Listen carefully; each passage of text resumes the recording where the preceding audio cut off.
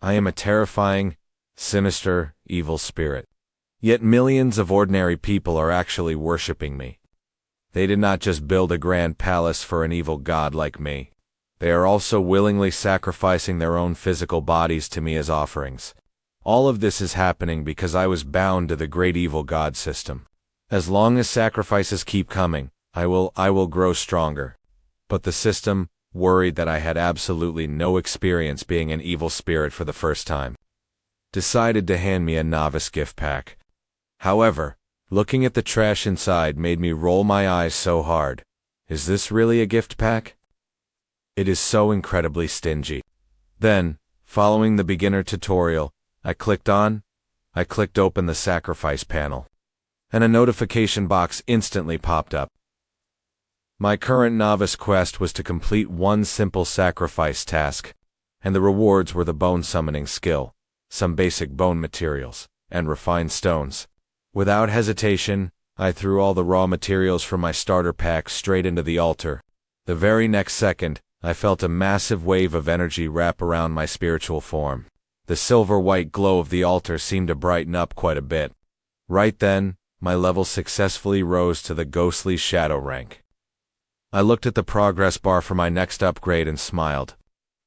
Kill 10,000 people for the next level. With my current strength, that actually is not too difficult.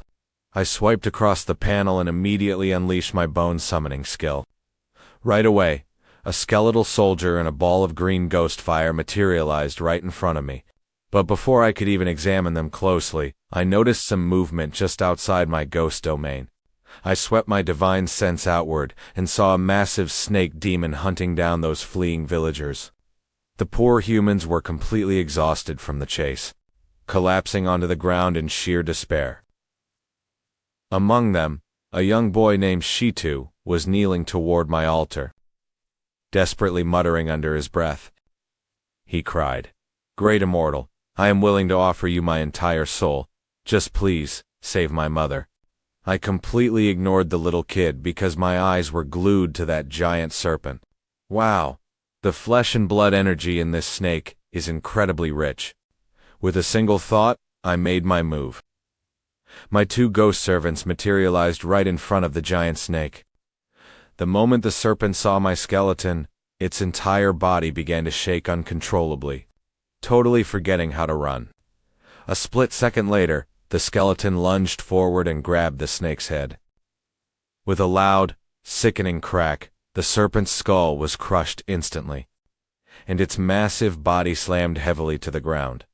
I pulled the giant corpse back into my ghost domain. Then, looking through the skeleton's eyes, I stared at those trembling villagers. Every single one of them was skin and bones, completely drained of life. I sensed their life force and realized that even if I combined all of them, their flesh energy was not even 1/10 of that single snake. Eating them would be worthless, but throwing them away is a waste. I might as well get some information out of them. I controlled the skeleton to write on the ground. "Who are you, and where is this place?" Shitu stared at the words, his eyes lighting up. He wondered if this was the sole contract of the evil spirit. Gulping hard, he said, "Please accept my humble soul." Hearing this, I was completely baffled.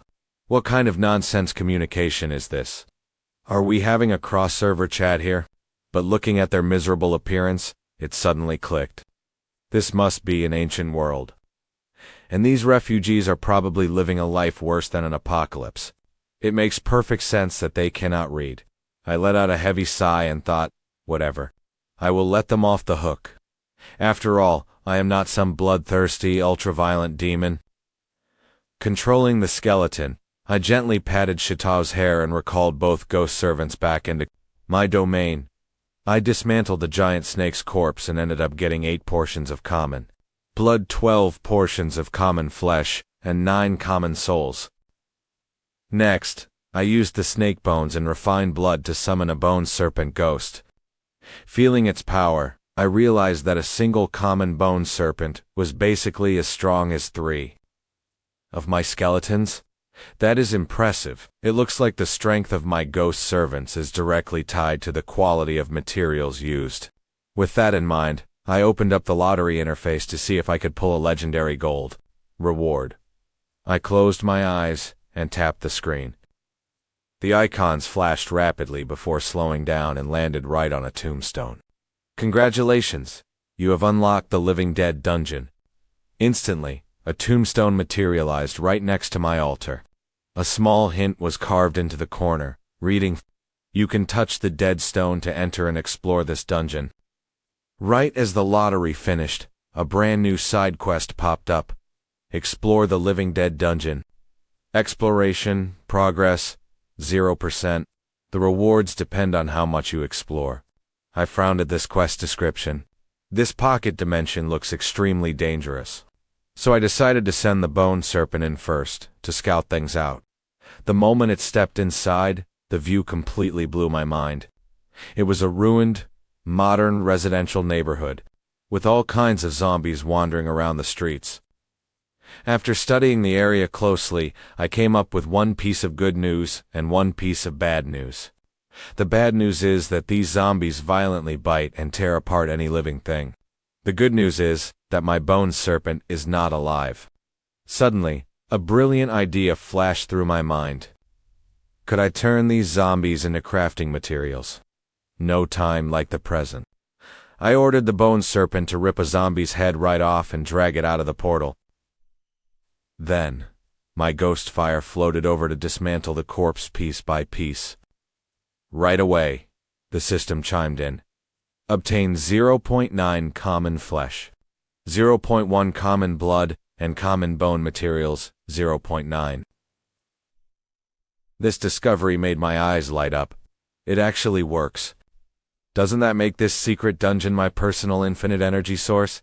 Overflowing with motivation, I sent all 3 of my ghost servants inside to grind materials.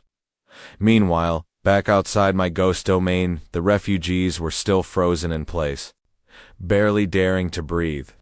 Widow Lee clung to her son Shitu, crying her eyes out.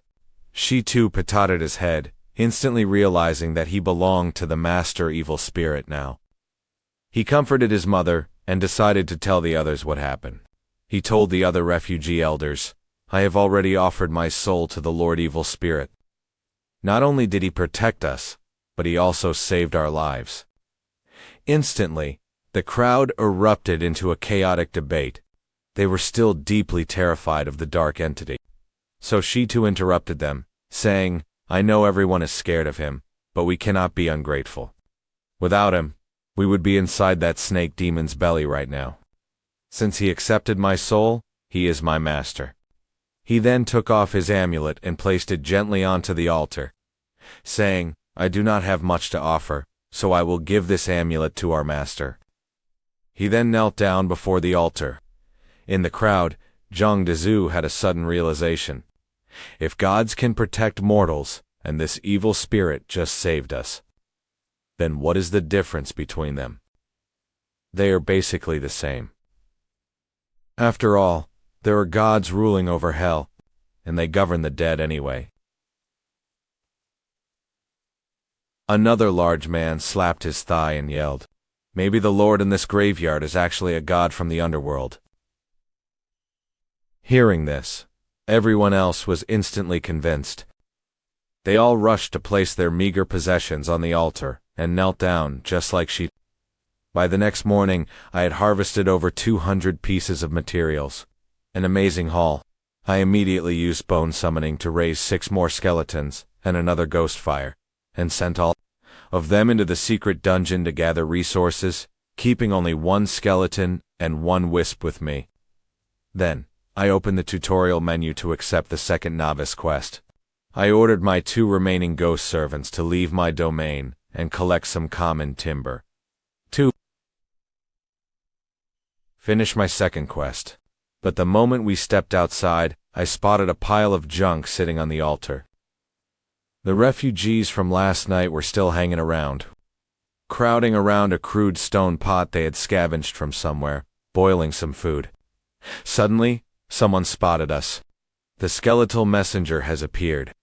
Quickly, kneel and welcome the Lord." Instantly, the crowd fell to their knees in front of my skeletal servant, bowing repeatedly while chanting, "Thank you, great Lord, for looking upon us, humble peasants. Thank you for protecting our lives." Witnessing this scene, I was utterly speechless. What on earth are you guys doing? But as they prostrated themselves, they cleared my line of sight, and I finally saw what they were boiling.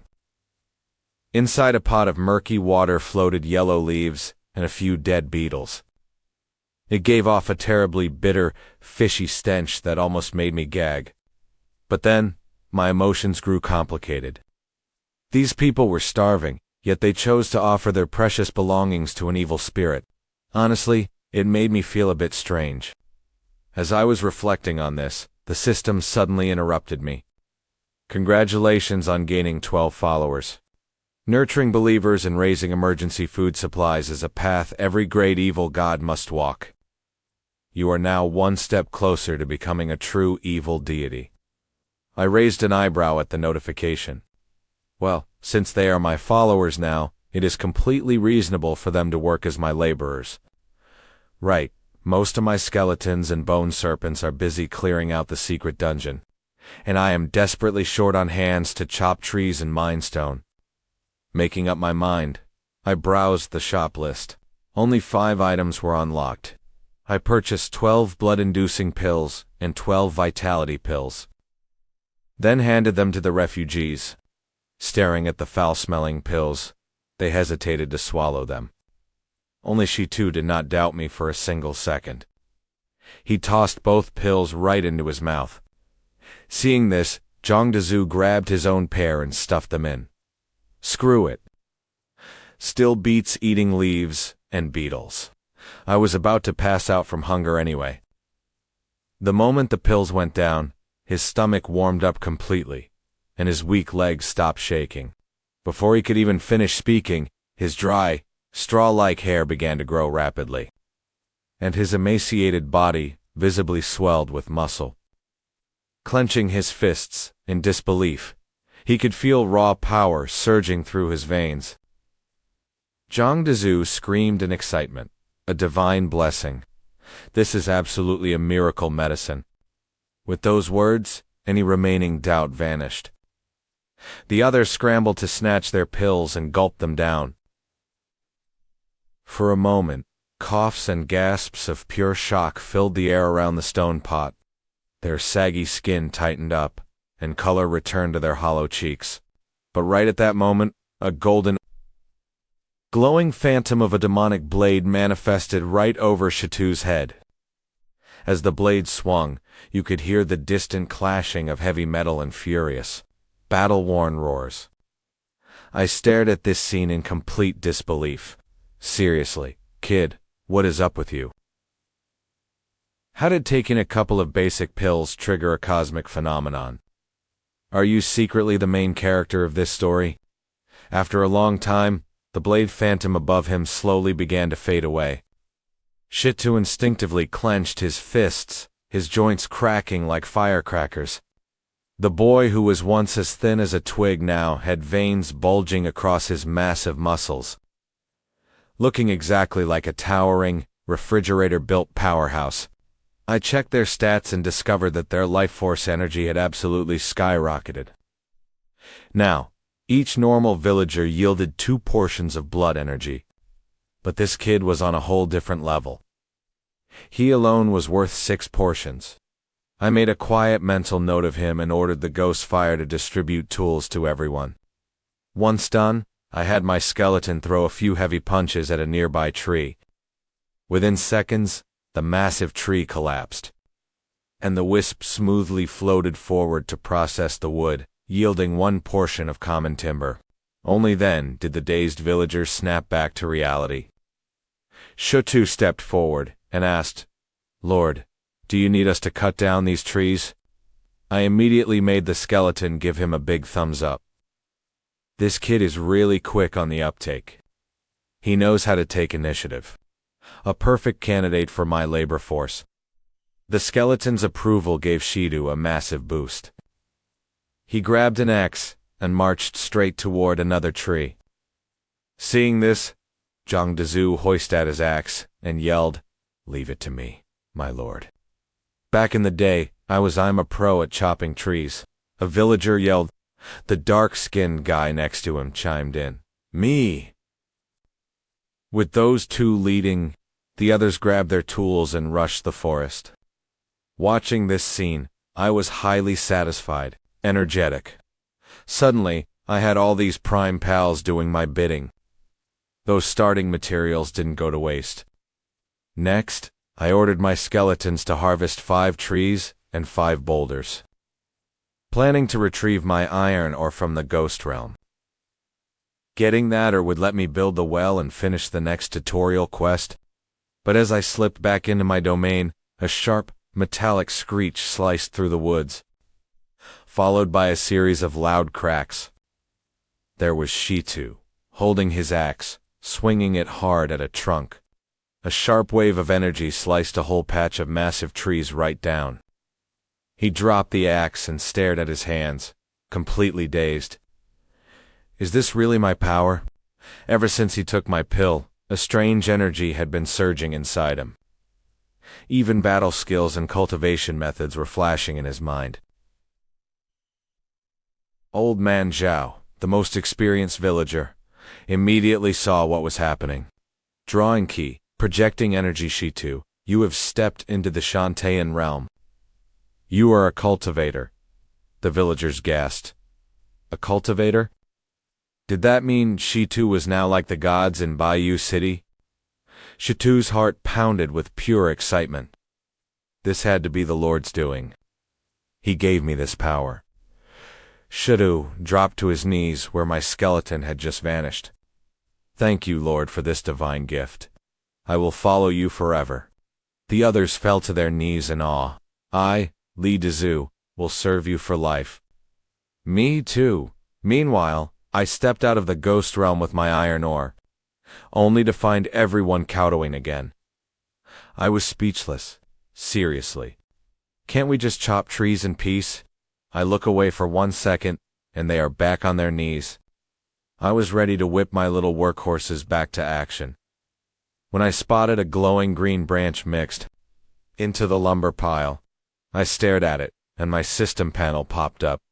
Emerald Tree Jade Marrow. A level 5 heavenly treasure. Consuming it nourishes wood roots below grade 5, or unlocks fields and gardens. I ordered a skeleton to retrieve the glowing green wood. Holy cow. A level 5 treasure. I am still a total newbie, and I just stumbled into a level 5 treasure. Is this jackpot for real? It felt like a dream. I looked around, wondering if this dead forest was actually some secret hotspot of wood energy.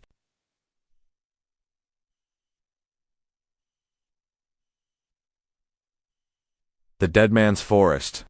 The grass is practically non-existent. Telling me this place is rich in wood energy feels like an insult to my intelligence. If it is not the environment, then it has to be the villagers. I switched my camera view to the bone hut and scrutinized them one by one. I had to find out which of these simple-looking guys brought me this massive jackpot. After a little digging, Li Dezu nervously explained where the wood came from. The more I listened, the more amazed I was. Finding a level 5 treasure while just cutting wood. What a legend. After keeping the prize, I realized outstanding workers deserve a massive promotion. After all, they are my future star employees, my premium pals. I bought 2 more blood pills and flesh pills, handing them to Shitu and Li Dezu. Both swallowed them without a single doubt. Shita's physical energy surged to over 8 points, while Li Dezu's barely reached a... This immediately made the other villagers jealous. Fire lit up in their eyes.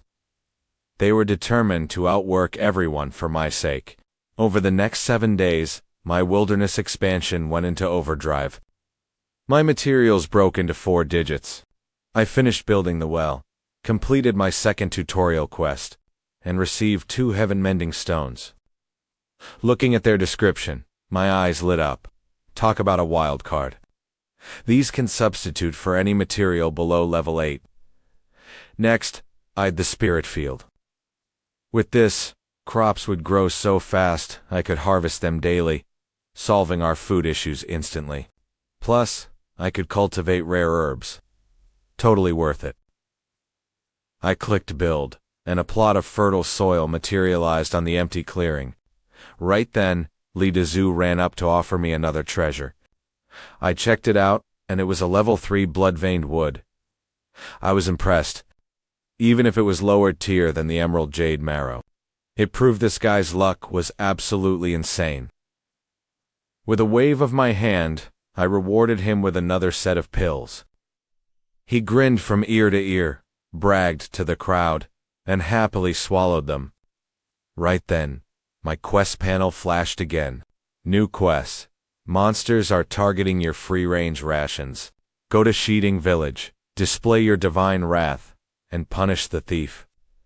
Goal: slay the beast. Reward: based on performance. I did not expect another side quest so soon. I did not know much about these monsters, so caution was key. With a quick thought, I pulled a mountain of resources from my warehouse and dumped them into the bone altar. At the very top, the giant skull shuddered. Blood-red light flared in its eye sockets as the freezing aura surged. At the exact same time, my own power skyrocketed, and my domain expanded dozens of times over in the blink of an eye. My abilities got a major buff. Now, I can make intruders hallucinate, control puppets, and unlock 10 more servant slots plus a ghost market. The bone cost limit for summons was raised to 500. The more bones consumed, the stronger the summons, meaning I could call forth some serious heavy hitters. I took a deep breath, stabilizing the power rushing through me, and turned my focus to the side quest. I rubbed my temples, wondering how to pull this off. Then it hit me. I am the boss here. Bosses do not do the dirty work, employees do. Shutu has insane talent. All I need to do is give him some better gear. I quickly bought an ancient sword and armor from the shop. Then, using the blood-veined wood, I crafted a token and sealed my summoning spell inside, maxing out the power so Shitu would not get wrecked. Meanwhile, back at the forest edge, Shitu was busy chopping wood with his energy slashes. Suddenly, his surroundings went dark. The chatter of the villagers and clink of tools faded to a distant echo. Moments later, right before his eyes, there materialized a silver-white figure. One glance filled him with awe. It was the Lord.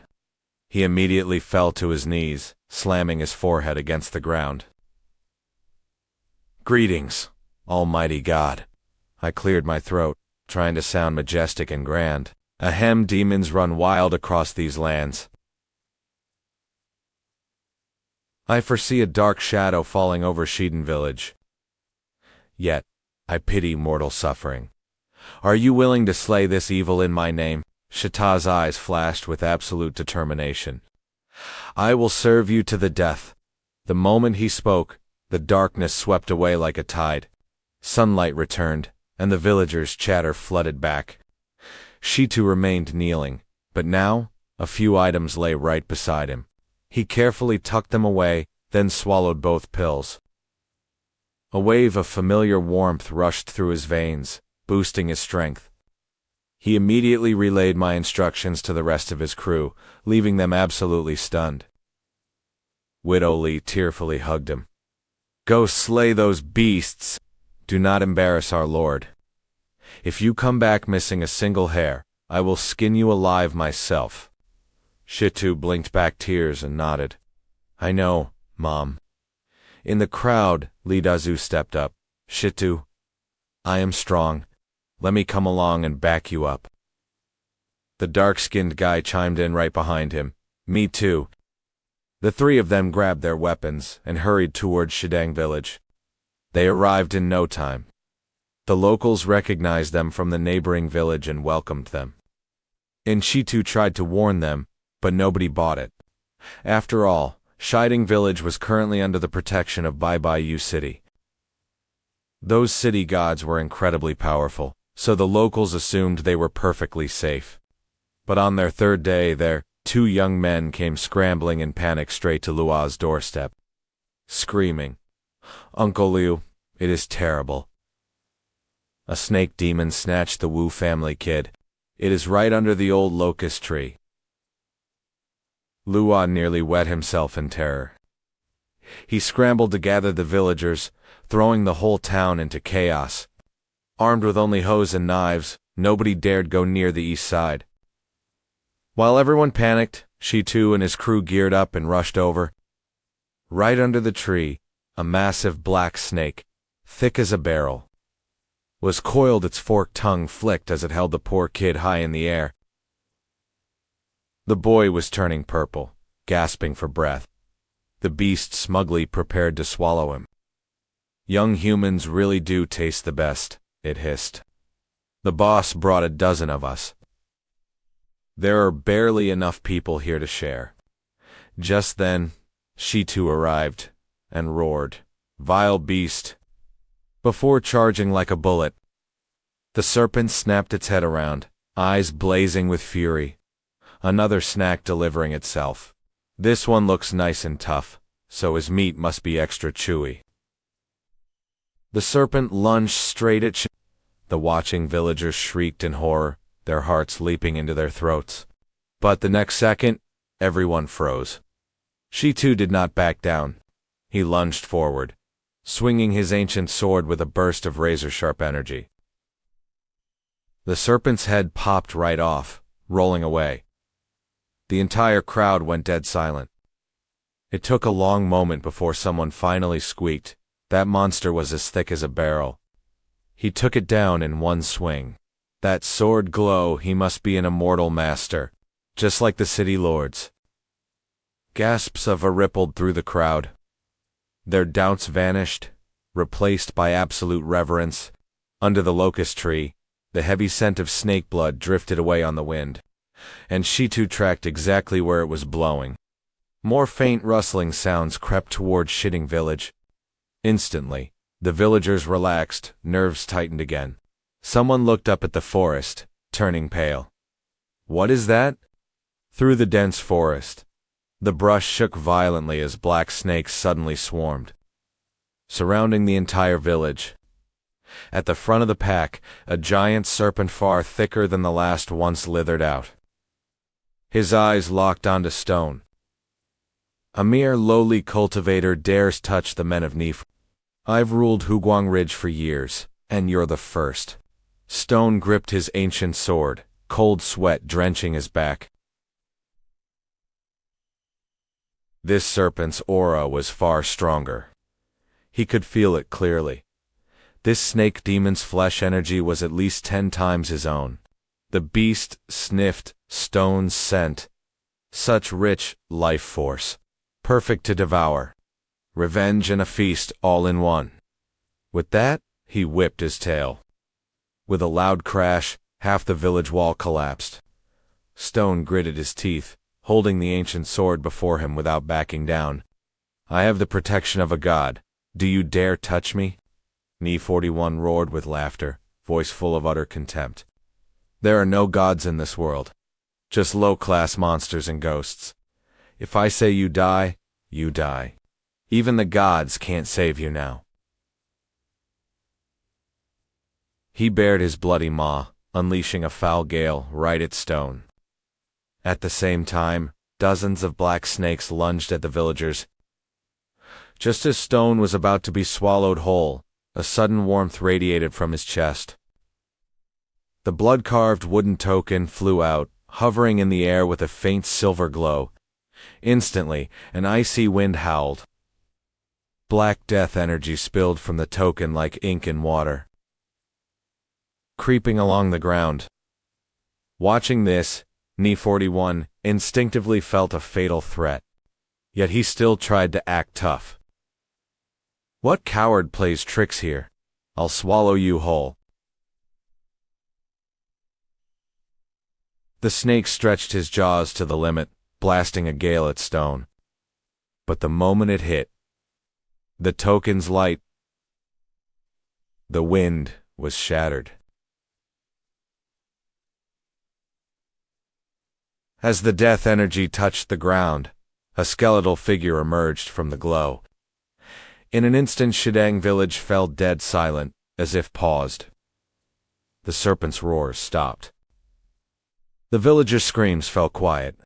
In his mind, Ni 41 shrieked, a calamity. His father once warned that calamities were the most unique entities. Impossible for normal creatures to fight. They could corrupt and enslave all living souls. If you ever met one, your only hope was to run. Ni 41 had never taken that advice seriously.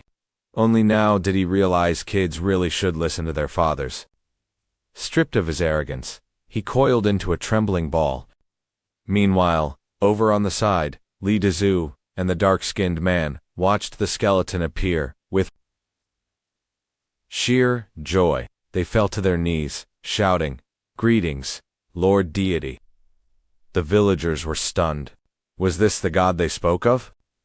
Just by standing there, he had paralyzed dozens of demons. The power of a god was terrifyingly absolute. Most villagers quickly knelt, chanting whatever came out of Li Dezhu's mouth. Amidst the crowd, a young girl stared with burning eyes. Behind the skeleton, she caught a glimpse of a towering, hazy figure. Hongling murmured, "Is that the deity? I must go to the Deadwood Forest to see him one day." Meanwhile, I controlled the skeleton, quickly scanning the surroundings to assess the situation. Looks like the little guy did pretty well, killing a snake demon all on his own. I should focus on grooming him. Great talent, solid mindset, perfect minion material. I patted Stone's head to encourage him. Seeing my attention elsewhere, Ni 41 rejoiced. He thought the calamity preferred human flesh. Good news for him. With that in mind, he shrank back even tighter, hoping to slip away while I slaughtered the humans. But his beautiful wish was cut short. He watched in disbelief as I spared the humans and walked right toward him. I looked down at these snake demons, realizing they were incredibly weak. Most had flesh energy of only dozens, and the biggest was under 200. Still, harvesting them would yield decent materials. I raised my skeleton's arm. Seeing this, Ni 41 begged frantically, "Mercy, Lord. I'm young and had no idea this was your territory. I didn't mean to offend you. Spare me, and I'll serve you forever." But I ignored his pleas, stepping closer. Panic consumed him. "Lord, my father is Ni Hailong of Huguang Ridge, a powerful beast at the peak of Tier 2. Spare me, and I'll lead you to him. His flesh will surely boost your power." I gave a wry look. What a devoted son. With a wave of my skeleton's arm, a bone palm pierced the serpent's skull. Death energy flooded into Ni 41's terrified eyes as his life faded away. Without pausing, I waved my bone hand again, unleashing a wave of gathered death energy upon the remaining snakes. Within seconds, the swarm surrounding the village became lifeless. The villagers watched, utterly dumbfounded. This was divine power, wiping out a demon army effortlessly. I glanced at the snake corpses, then at the fanatic look on Stone's face. No need to worry about cleanup. The kid should be able to bring all these valuable materials back to me. Controlling the skeleton, I turned and flew toward the floating blood-carved token. Dissolving into black mist upon contact, the token's glow faded as it drifted back into Stone's vest. The villagers erupted into wild cheers. A god really exists. He saved us. We don't have to fear demons anymore. Stone clutched the wooden token. The task was done, and Shidang village was safe. It was time to return to Deadwood Forest and report to the deity. Bowing to the villagers, he said, "Elders, the demon threat is gone. I must return." Hearing this, Hongling quickly blocked his path. "I'm coming with you." The villagers gasped. Someone pulled her sleeve.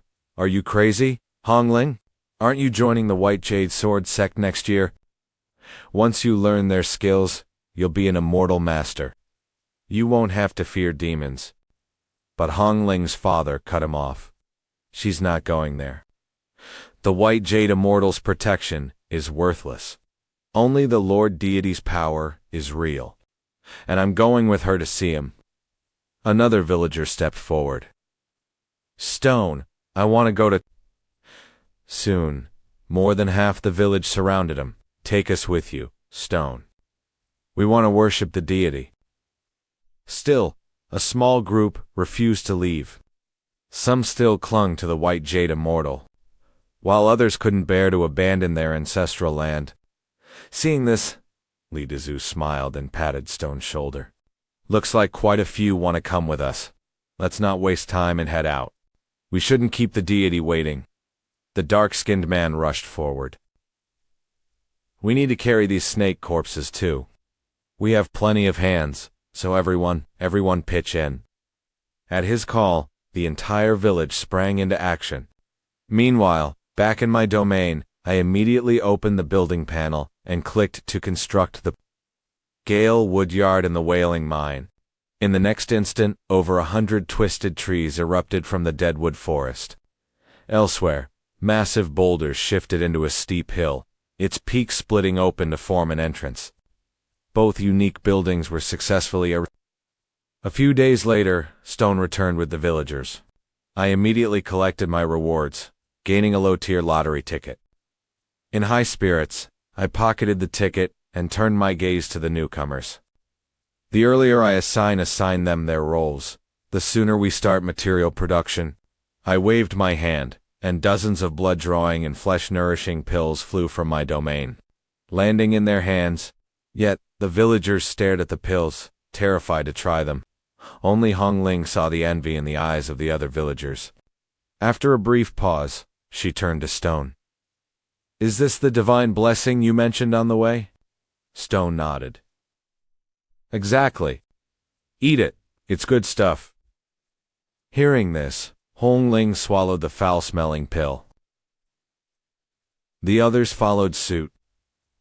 The moment the medicine hit their stomachs, their frail bodies began to expand rapidly before everyone's eyes.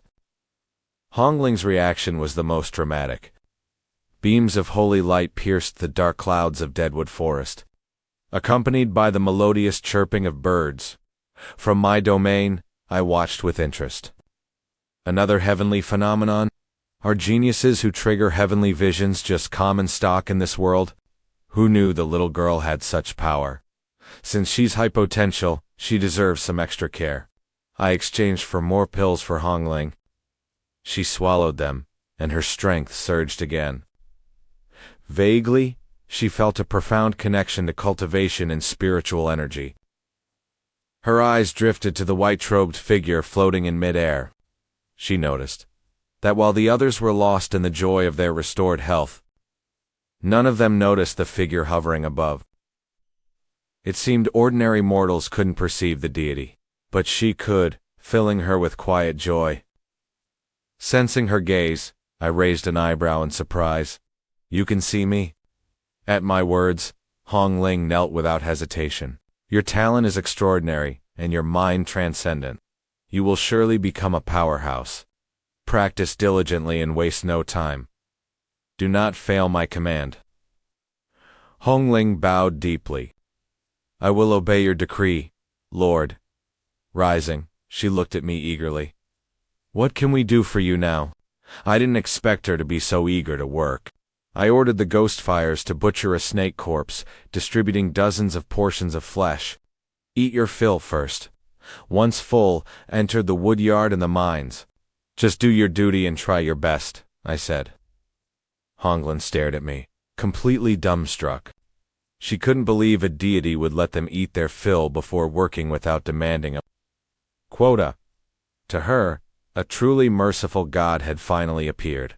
The Daliang villagers immediately started cooking the fresh meat, and the Shidang folks eagerly jumped in to help. Before long, a rich, savory aroma wafted from the stone pots. Instantly, the entire Shidang crowd went absolutely wild with excitement. Is meat really this delicious? And this snow-white rice, how do you even grow this? Just then, Widow Lee put her hands on her hips and laughed. Stop shouting. Eat up and get to work. Don't waste the Lord's blessings. Hearing this, the villagers nodded and started stuffing their faces. Once they were full, I opened my interfaces for both the Yinfeng Forest and the Howling Mine, assigning each new villager to their respective jobs. With that sorted out, I turned my attention to managing my recent crafting loot. First, I dismantled my old bone serpent.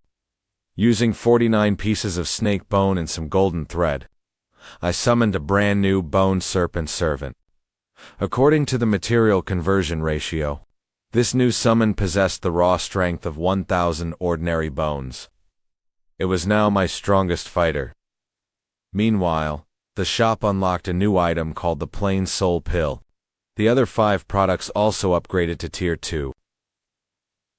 Each requiring 5 pieces of their corresponding materials for a redemption. I finally realized that half a month of hard labor couldn't compare to slaying a few massive beasts.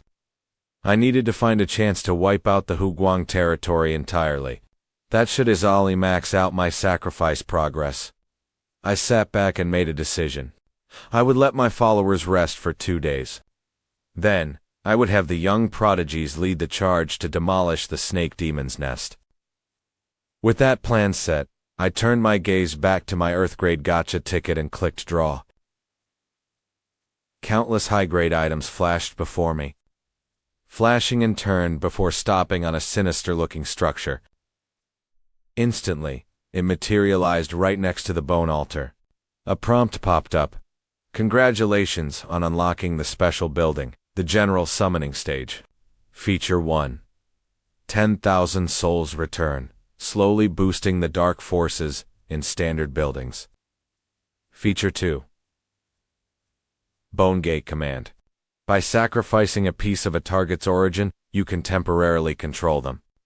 Since this was my first special unlock, the system granted me 1 free charge of this command. I stared at the summoning stage, amazed by these 2 unique abilities, but that second function carried serious risk. If the summoned target exceeded level 6, they wouldn't be bound by the stage at all. Doing that would be pure suicide. The restraint of my summon stage, that would be no different from seeking death. I had to be extremely careful with this. Still, a free trial was nothing to hesitate over. I stopped overthinking and instantly activated the Bone Gate command. The blue flames atop the bone pillars flared, 3 feet high. A gray silhouette danced in the fire as a sharp, hissing sound echoed from the embers. Suddenly, a dark crack split one of the pillars, and a tiny rat shot right out. What suicidal idiot dared drag your Lord Rat to this dump? The rodent's shifty eyes scanned the area, finally locking onto my spiritual form. His squeaky voice dripped with pure arrogance. Was it you, kid? You the one making trouble? Dragging me out of my cozy nest? You must be tired of living. Staring at this peanut-sized rat demon, I found the whole thing hilarious. I decided to mess with him, adopting a cold, menacing voice. You're quite bold for a common rodent. Hearing this, the little rat stood up on his hind legs, tilting his head back to screech in anger. You're the rat spirit. Your whole family are rat spirits. How dare you compare some low-class monster to your great Lord Rat? I am a demon. You are making me furious. Surprised, I raised an eyebrow. What even is a demon? I am an evil god. Hearing my title, the rat burst into high-pitched, mocking laughter. An evil god. Ha ha ha, how hilarious. In my 300 years of life, I've never seen an evil specter with its own mind. But a little bug, like you calling yourself a god. Bold. He tried to back away, only to realize his feet were completely glued to the spot. Realizing he was trapped, the rat struggled wildly but couldn't budge. Panic finally flickered in his eyes. Spectre, What kind of cheap trick are you using to bind me? I smirked, looking down at him. I forgot to tell you, from the moment you were summoned here, you belong to me. The rat froze. He stared at the dark mist wrapping around his paws, then up at the blue flames on the stage. Slowly, his arrogant expression completely collapsed. He realized the curse in the flames was resonating with the black mist. You dirty cheat. I'm not submitting to some cheap binding spell. He tried to channel his demonic energy, and a surge of dark green power flared up from his tiny body. But the moment his energy flowed, the black mist swallowed most of it. After a futile struggle, the rat finally deflated, drooping his tail in utter defeat. His crimson eyes burned with resentment. As the mist cleared, a system notification chimed. You have obtained a Tier 5 ghost soldier, Yishu. I stared at the tiny rodent in surprise. Well, look at you. For a pint-sized demon, you've got some serious power. Hearing my comment, Yishu's face twisted into an ugly grimace. Let me repeat, I am not a common demon beast. I am a pure demon. I ignored his correction and pivoted. Look, since you belong to me now, why not work for me? I can promise you endless wealth and glory. As I spoke, I produced 2 Tier 2 flesh pills.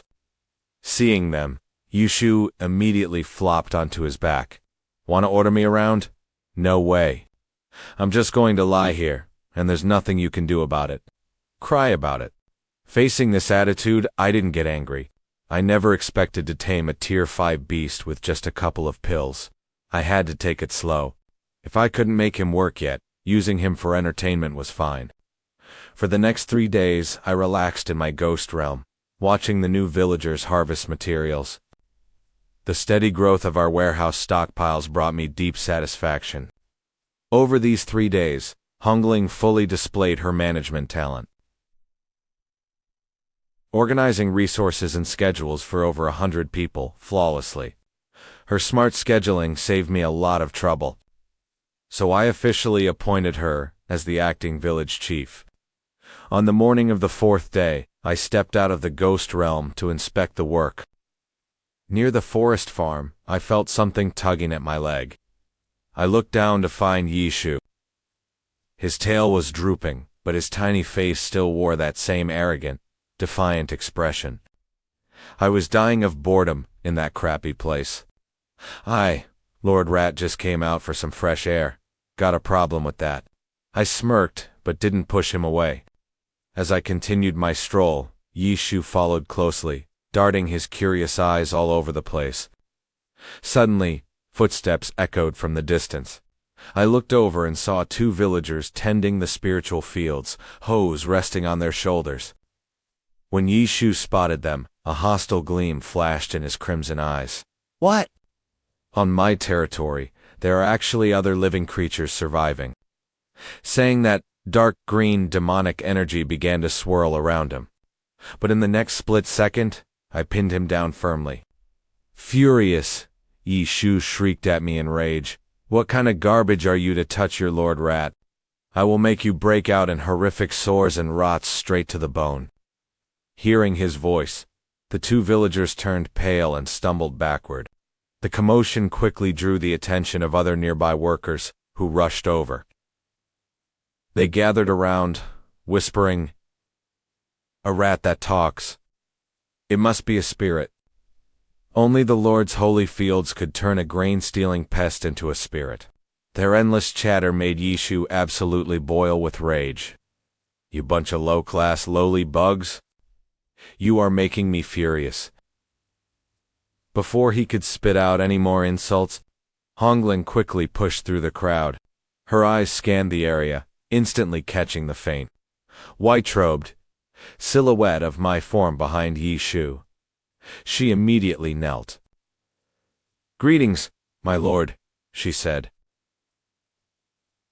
Though the villagers couldn't see me, they knew Hongling had the sight to see their god, so they all scrambled to kneel. I raised my hand, signaling her to rise. This rat is named Yishu. He is my servant. Do not fear him. Seeing him is the same as seeing me. Honglin gave a loud acknowledgement and immediately relayed my decree to the crowd. He is the Lord's divine messenger, a lucky beast. Treat him like the Lord. Hearing this, the crowd bowed to Yishu, shouting in unison, "Greetings, Lord Rat." Yishu looked completely bewildered. An auspicious beast? Me? In all my long life, this is the first time anyone has called a rat a lucky omen. His bristling fur smoothed down, and his tail slowly perked up. He was completely lost in the endless chorus of praise. The sweet title felt incredibly satisfying, making even Hongling look much more agreeable to him. Watching his smug face, I was quite surprised. I had been fully prepared for a long, grueling struggle to win his loyalty, but Honglin had tamed him with just a few clever words. Was this guy really that easy to win over? The young lady is truly reliable. I chuckled inwardly, then turned back to Hongling to issue my order. I have located the snake demon remnants hiding in the Huguang territory. Prepare your gear and set off with Shitu immediately to wipe them out. As I spoke, a glowing orb wrapped in dense death energy floated down directly in front of Hong. 8 Tier 2 blood shadow and flesh pills, plus 2 sets of Tier 2 bone armor and swords. Take these, to strengthen yourselves first. Hongling caught the pills and bowed deeply to me. I will absolutely slay every single snake demon, my lord. I will not fail your trust. Beside her, Shitu also took his share. After absorbing the energy, their power skyrocketed past 100 units of flesh energy, reaching Tier 2. With that done, I kicked Yishu, who was casually lounging and watching the spectacle. Yishu glared at me in anger. How dare you treat me so disrespectfully? Aren't your little followers about to head out? Aren't you going with them? Don't try to trick me, because I am absolutely not working for free. But my face didn't change, and I replied with a sigh. But you are an auspicious beast. If your little sibling faces danger while the big brother hides in the back, that will look terrible if word gets out. The rat's paw paused. Fine, I'll go. But let's get one thing straight. I'm only responsible. Take care of that little girl. If the kid dies, don't blame Master Rat. He sighed, flopping onto the ground and flicking his tail listlessly. Your uncle here is working for free for a black-hearted boss. I smiled and nodded. Seeing me agree so as Yishu felt something was off but couldn't put his finger on it. Deity, is this rat really an auspicious beast? You aren't lying. When have I ever lied to you? Yishu fell silent, pondering. Wait until your uncle gets back. Then you can tell me the details. Not that I actually care, of course. I just need to see if you are lying or telling the truth. Hongling and Shitu quickly packed their things. They bowed to me before setting off. Yishu lazed on Hongling's shoulder, tiny paws clutching a piece of jerky from the villagers. The three left the dead man's forest, following my instructions. Hongling decided to head to the docks of Baiyu City first, then take the river to Huguang Ridge, but as they reached the gates, a shocking sight stopped Shitu in his tracks. The open ground was packed with ragged refugees. Most were skin and bones, wrapped in tattered straw mats. Shita's eyes welled with tears. He knew that in this chaotic world, life was cheap as dirt. Instinctively, he reached for the food pouch at his waist, wanting to share his food with the children. But Hongling grabbed him. Don't. Handing out food now will only spark a riot. We won't save anyone, and will delay our master's mission. Shitu froze. But they are literally starving. We can't just do nothing. Hongling shook her head. It is not about refusing to help. We just lack the power. You have 1 pouch of food. How many kids can you actually feed? Can those kids even survive in this sea of refugees? Shutu clenched his food bag tightly, a wave of bitter sorrow washing over him. He understood, but he couldn't remain indifferent. Meanwhile, Yishu shifted to a more comfortable spot on Hongling's shoulder. You humans are so dramatic, Yishu muttered. Hongling glanced back. Does Master Rat have a better idea? Mind your own business. No. Wait, what Master Rat means is, your deity has his own plans. The two looked at each other, agreeing completely. Master Rat is right. Protecting the people requires priorities. Our deity sent us to Huguang Ridge to slay the snake demons specifically to prevent more slaughtered villages and refugees. With that, Hongling and Shitu walked past the refugee camp and into Baiyu City. They immediately rushed to the docks and boarded a boat to Huguang Ridge. At the center of the lake, the demon Ni Hailong was coiled on an island, his crimson pupils staring down at the snake demons. Hurry up, stop slacking, and get into the formation. Beside him, his mate helped organize them. Husband, why the rush? The formation still has flaws. We can take our time. Ni Hailong glared at her. What do you know? That day is coming. In Qiandao County, I felt signs of the evil spirit reviving, even though I devoured everyone in Shidang village who knew. That old ghost in Baiyu definitely noticed something. He is incredibly cunning. We must make our move early and not just wait for death. The female snake sighed, picking up the pace to herd the demons into the underwater formation. Just then, a tiny snake demon scrambled frantically from the shore. My king, it is bad. 2 cultivators are attacking. Suddenly, a sharp wave of sword energy surged from the shore, slicing a slow snake demon in half. Next, a burst of flame ignited out of nowhere, engulfing another snake demon and quickly burning it to a crisp. Then, a youthful voice rang out. Shidu by order has come to slay you wicked demons. Prepare to die. Along with the howling wind of the sword energy, several more snakes perished under Shita's ancient sword. Ni Hailong glared at the 2 on the shore. The female snake shed her gentle facade, baring her fangs as she lunged beside him. Shitu swung his blade to meet them. The ancient sword, crackling with second-rank energy, slashed Ni Hailong's head, leaving only a scratch on his scales. Before he could strike again, the female snake ambushed him, her whip-like tail slamming into his waist, sending him flying, crashing heavily against the rocks and coughing up blood that stained his chest. Seeing this, Hongling conjured a wall of fire for protection, throwing a blazing fireball at Ni Hailong sneered, "Little girl, you dare play with fire in front of me." He slammed his tail, launching dozens of water blades at her. Several grazed her arm, leaving deep, bone-deep gashes. Ni Hailong laughed at their miserable state, laughing maniacally. Ha ha ha, with such pathetic skills, you dared trespass on my territory.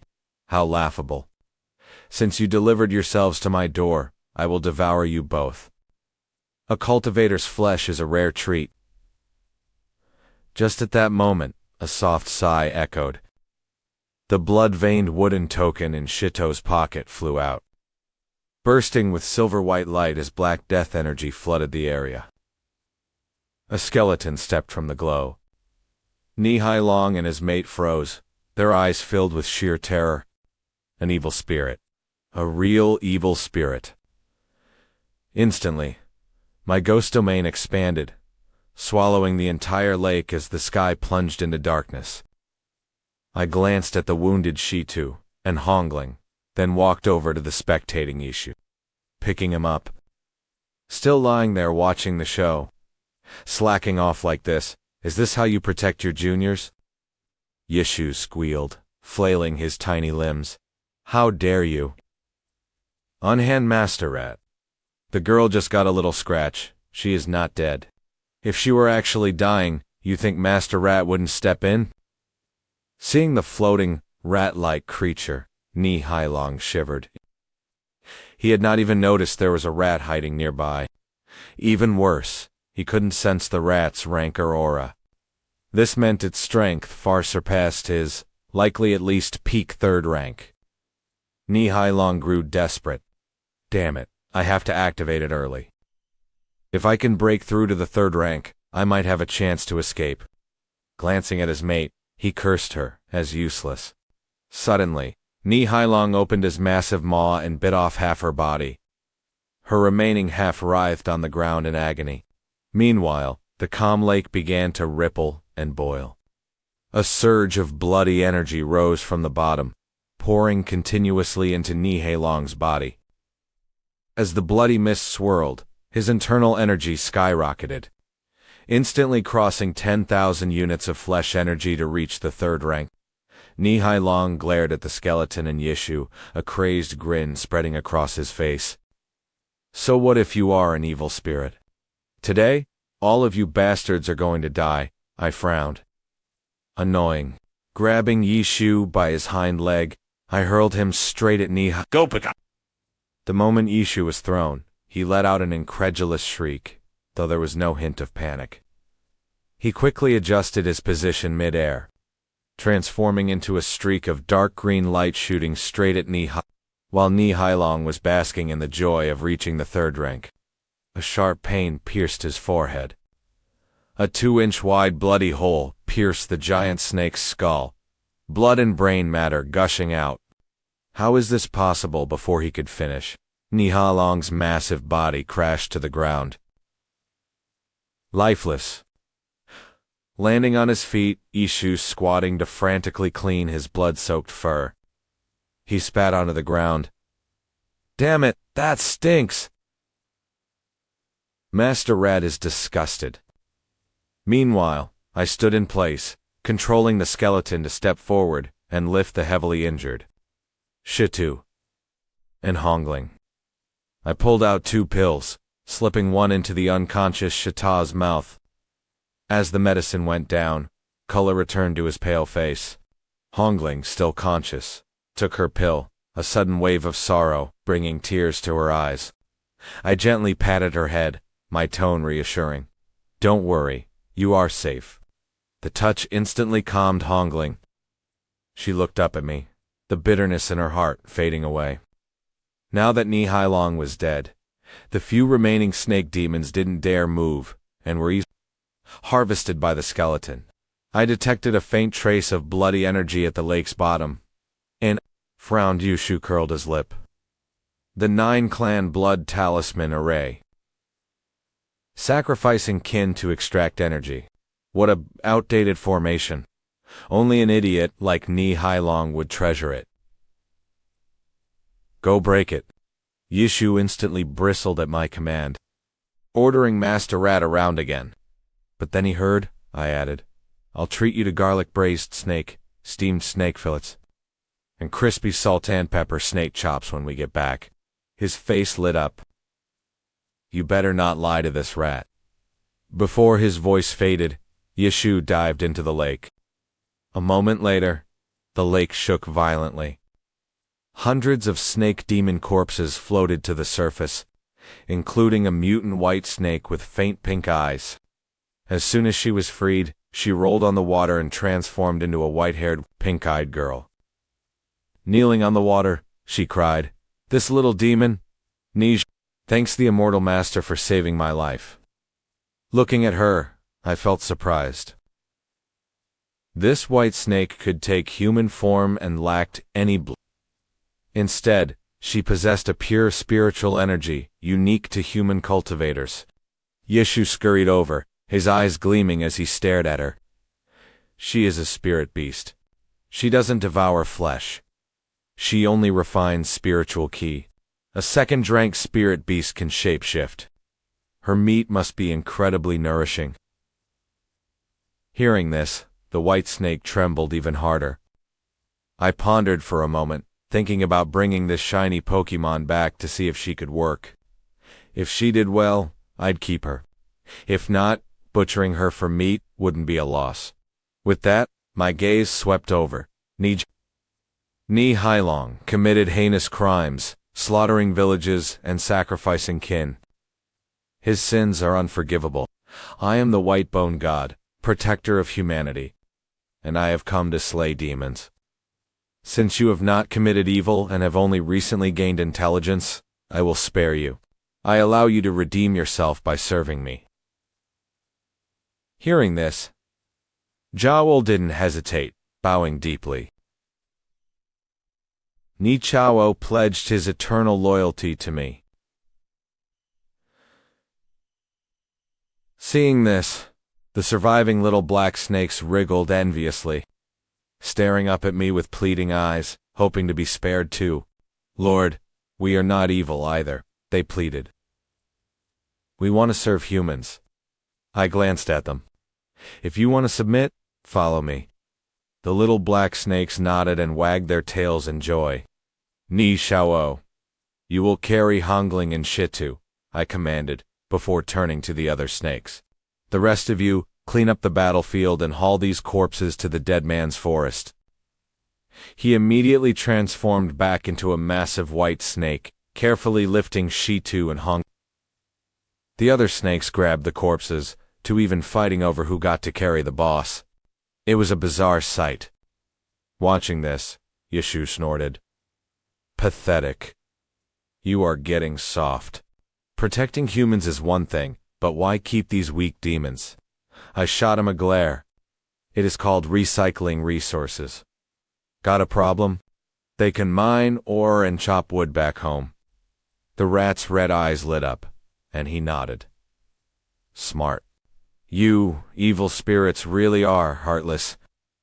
I smirked, looking toward the glowing white jade island. The island stood out, radiating pure spiritual energy. I grabbed Yishu by the scruff of his neck.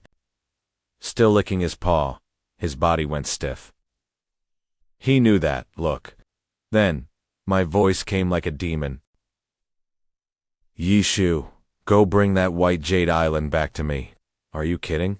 You treat me like a pack mule, the rat shrieked. He was furious, but too terrified to refuse, rolling his eyes in frustration. He grumbled all the way to the water. Black-hearted jerk. Exploitative tyrant. Rat lives matter, you know.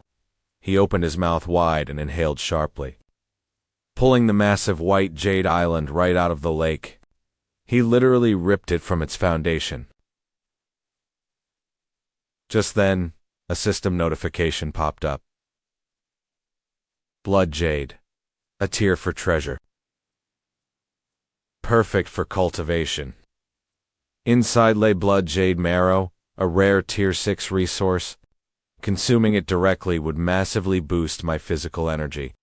I wrapped the shrunken island in my ghost domain and placed it on nearby. Yishu lay panting, his glowing fur completely dulled out. He glared at me with pure resentment.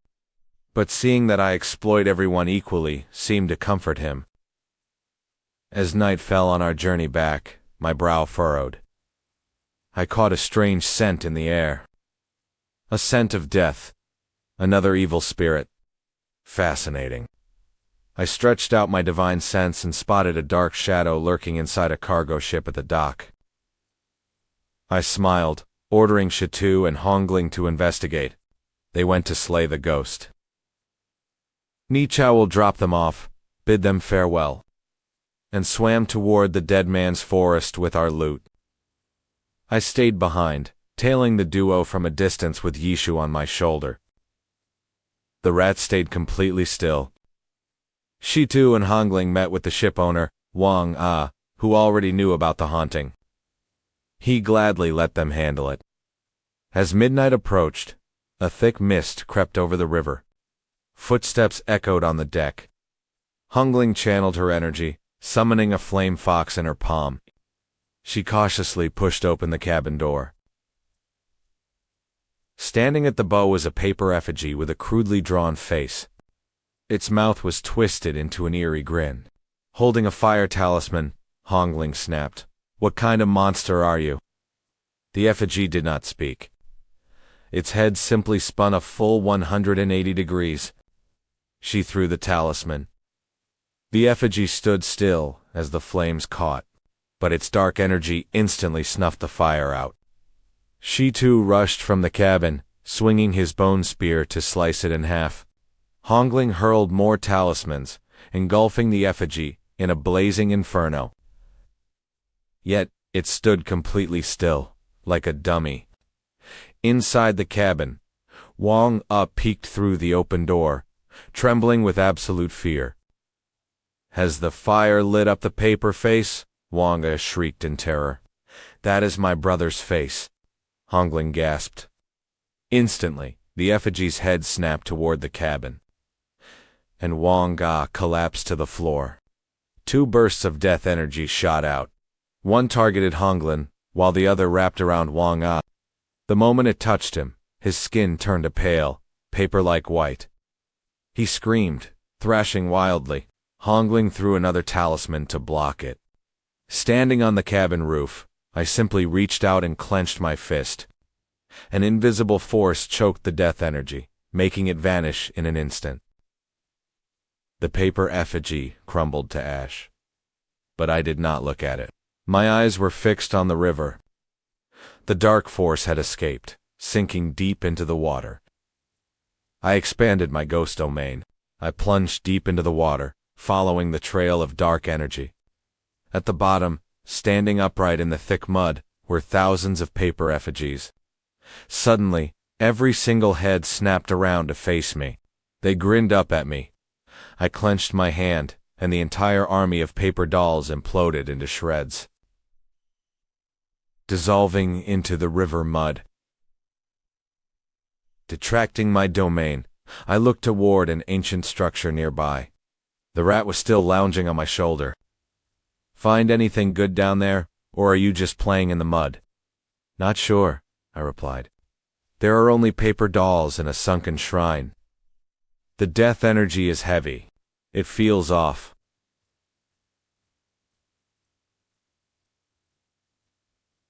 Ghostly energy and death energy are mixed together. The rat rolled his eyes. You are asking me, who is the evil spirit here, you or me? I chuckled. Fair point. Let us head back first. We will leave it alone for now. Meanwhile, in Baiyu City, the local governor, Su held his communication talisman with trembling hands. Sweating profusely as his sect master screamed, You absolute piece of trash.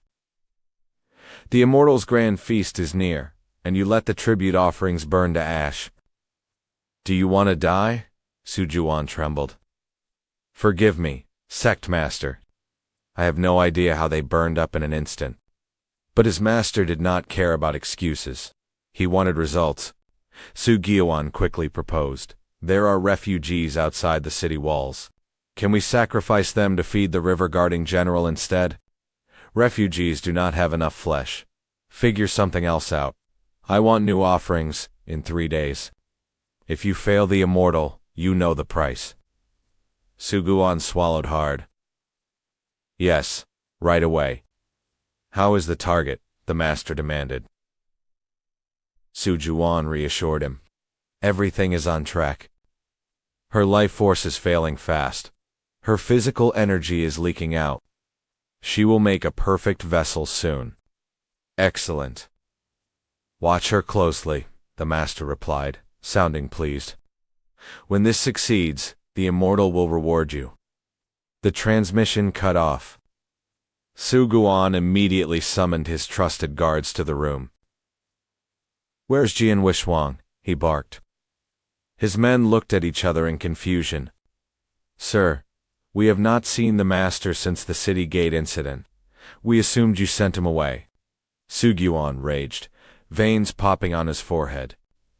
Useless trash. Find him immediately. But keep it quiet. Do not alert anyone.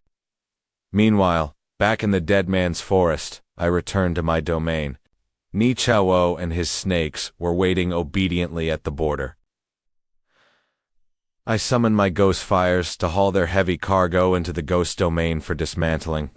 Instantly, I returned to my bone altar, watching the massive pile of resources grow. My eyes flashed with pure excitement. After months of hoarding, plus this massive haul, I finally had enough resources for the sacrifice. Time for a massive upgrade. I triggered the ritual. Instantly, overwhelming energy enveloped the bone altar in silver light. The structure solidified, radiating an incredibly powerful aura. My status panel flashed with updates. Current level: Ghost Lord rank. My domain now spans several kilometers, and my maximum ghost servant capacity is greatly increased to 100, and my ghost market capacity is up to 10. My bone summoning altar is now tier 2. But looking at the next upgrade costs, I win. It requires 1 million common materials. That is equivalent to sacrificing a whole town. Furthermore, tier 2 resources are incredibly rare, only dropped by powerful cultivators or demons. But I was not worried. I noticed something new in my construction menu. The flesh furnace and soul kill could compress and refine low-grade materials into rare, high-grade resources. The only issue now was finding workers. I needed a massive workforce to run these factories day and night. I stared into the distance. As a great evil god, if I want to save humanity, I should start with Baiyu City. Just then, a system reward popped up. My physical form and sacrifice function were both upgraded. A new tribute tab appeared, allowing me to sacrifice high-grade corpses directly for massive progress and bonus rewards.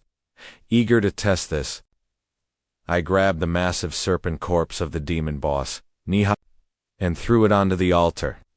Sacrificing a 100-year-old demon unlocked a unique building, called the Blood Pool, which draws energy from the void to generate a random tier 3 or 4 blood potion daily.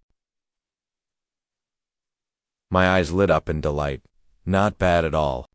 This pool acts as a passive generator for high-grade blood. If it spawns tier 4 blood, I will make a fortune. I immediately constructed it outside. I placed the blood pool at the territory's center and tossed in the massive blood-fat jade I looted from Huguang Ridge, letting the rich blood energy nourish it. Inside, it became a miniature white jade mountain. Soon, the blood rushed to one side, while the other side bubbled with pure, spiritual spring water. Red and clear fluids separated perfectly, forming a harmonious yet eerie pattern like a Taigi yin-yang symbol. Once everything looked stable, I built a testimortal stone nearby. Just then, Hong Ling and she too returned, making our bustling territory even more lively. Villagers gathered, staring at the sudden blood pool and giant stone. Marveling at these miracles, they bowed toward the altar, praising my divine power. I had Hong Ling line them up to test their spiritual roots, while I watched the results pop up on my system panel. Most of them had low-grade mixed roots. Cultivation would be tough, but they could still work. Surprisingly, nearly half had already broken through 2 first-tier cultivators, thanks to my general platform's aura. When Li Dezhu stepped up, he nervously rubbed his rough hands and pressed them against the stone. It glowed, revealing several twisted patterns. My panel updated with his info. Common grade wood root talent, and a special physique. Woodcutter, which boosted his chopping efficiency by 20%. His inheritance, Wu Gang, Incarnate, gave him a 0.1% chance to find random items while logging. Talk about a cheat code. Me a few nice surprises. I rewarded him with some pills. Excited, he ran over to his new friend, the outsider Jian Weishuang. Brother, look. This is the god I told you about. Weishuang nodded but shrank back cautiously. Meanwhile, she too placed his hand on the stone. His talent was Earth-grade gold route, with a special 100 refined body physique that boosted his spell resistance by 50%, along with comprehension and cultivation speed. His inheritance, the Tonggang saber, strengthened his body far beyond his peers, allowing him to channel his blood ki into devastating blade energy, boosting saber damage by 300%. Finally, Hong Ling. She had an earth-grade fire root and the exquisite mind physique, boosting perception by 200% and spell damage by 100%. Her inheritance, Luan Fire, doubled her charisma and comprehension. Next, I called Ni Chao over. His talent was earth-grade water root with a special pure water body. He could purify nearby water sources, infusing them with spiritual energy to keep whoever drank it healthy. And his inheritance was born auspicious, bringing peace and harmony to his home. Spiritual beasts cultivate by absorbing natural spiritual energy. But when I saw his last attribute, my eyes lit up. I never expected Ni Chao to be a born auspicious beast. I turned to the white snake resting quietly nearby. From now on, you are the well-dragon king of this territory, guardian of our water. Ni Chao raised his pale pink eyes. I obey, Chao whispered, slithering his long body over to the well. He coiled carefully around the rim, pressing against the cold stone. Watching this beast take guarding a common water well so seriously made me smile. He was surprisingly obedient. Meanwhile, inside the Baiyu City Lord's mansion, Su Juan listened to a report with a grim face. My lord, we traced Jian. He was last seen heading toward Dead Man's Forest. Rumors say the mysterious cultivators went to Huguang Ridge to slay the snake demon and capture its followers. Witnesses claim those two came from Dead Man's Ridge. Hearing this, Sujuan slammed his hand onto the table. Send our elite into Dead Man's Forest immediately. Find Jian Waishuang and bring him back at all costs. Kill anyone who stands in your way. Meanwhile, his trusted lieutenant, Wang Wei, personally took the mission, gathering over 10 elite ki-refining warriors.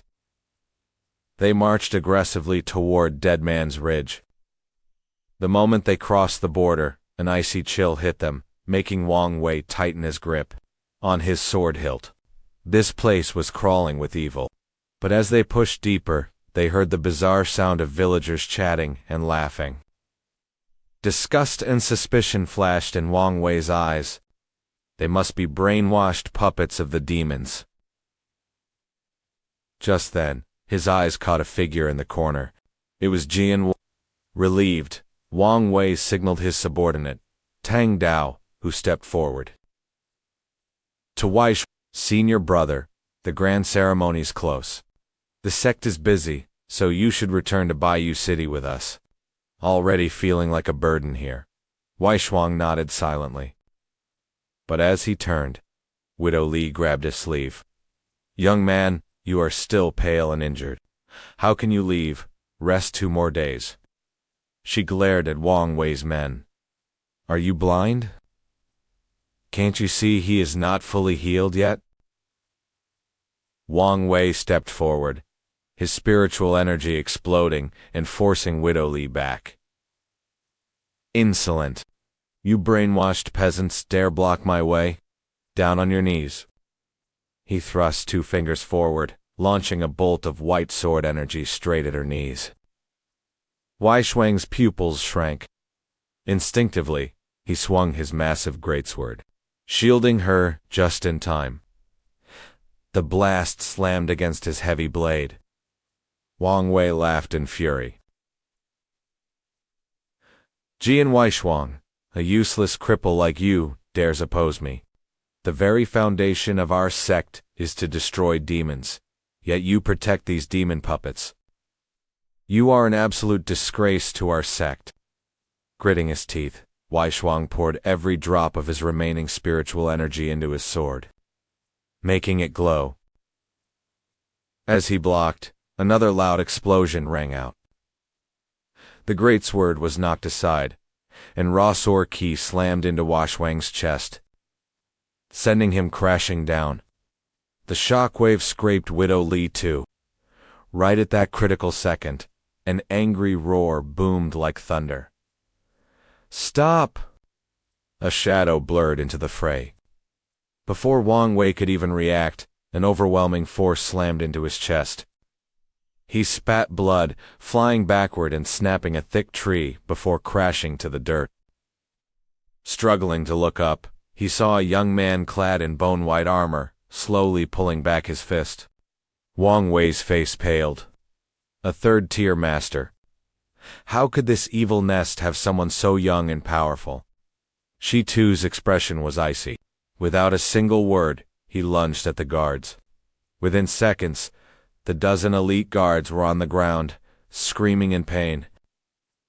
Shi Tu dragged the crippled Wang Wei, tossing him onto the pile of broken bodies. A villager approached, holding a hoe. "Brother, what should we do with them?" Before Shi Tu could answer, I sent my telepathic command straight to his mind. "Exterminate them all. Leave no survivors." Shi Tu nodded, drawing his bone blade as he approached the trembling commander. Sensing the absolute killing intent, Wang Wei shrieked, "You can't kill me. I am from the city lords." His head rolled before he could finish. The rest of the guards were executed just as quickly. Suddenly, violent coughing broke the silence. We looked over to find Ji and Washwang shivering on the ground. A bloody hole gaping in his forehead. It was a gruesome sight that shocked everyone, yet Washwang seemed totally oblivious. He pushed himself up, bowed deeply to the worried villagers, and began limping out of the forest. Heartbroken, Widow Li tried to stop him, but Hong Ling held her back. "Let him go, Auntie Li. It is my lord's will. He has a mission of his own to complete." She sighed, quickly wrapping up some dried meat and healing herbs. Jogging to catch up, she shoved them into his hands. "Take these. And stay safe." She turned away. Holding the package, still warm from her touch, Wishwang trembled slightly. "Thank you." Meanwhile, I commanded Yishu, "Grab Shi Tu's blood pattern token. We are following him." Yishu tilted his head. "Why follow that pathetic guy?" Glancing at the corpses, my lips curved into a cold smile. Baiyu City sent such a nice gift to my forest. It would be rude not to return the favor. Let's see what they are up to. Yishu's eye sparkled. "Causing trouble. Perfect. I love chaos." With a flash of black light, he transformed into a human form clad in a tight black bodysuit. His face covered by a strange half-mask.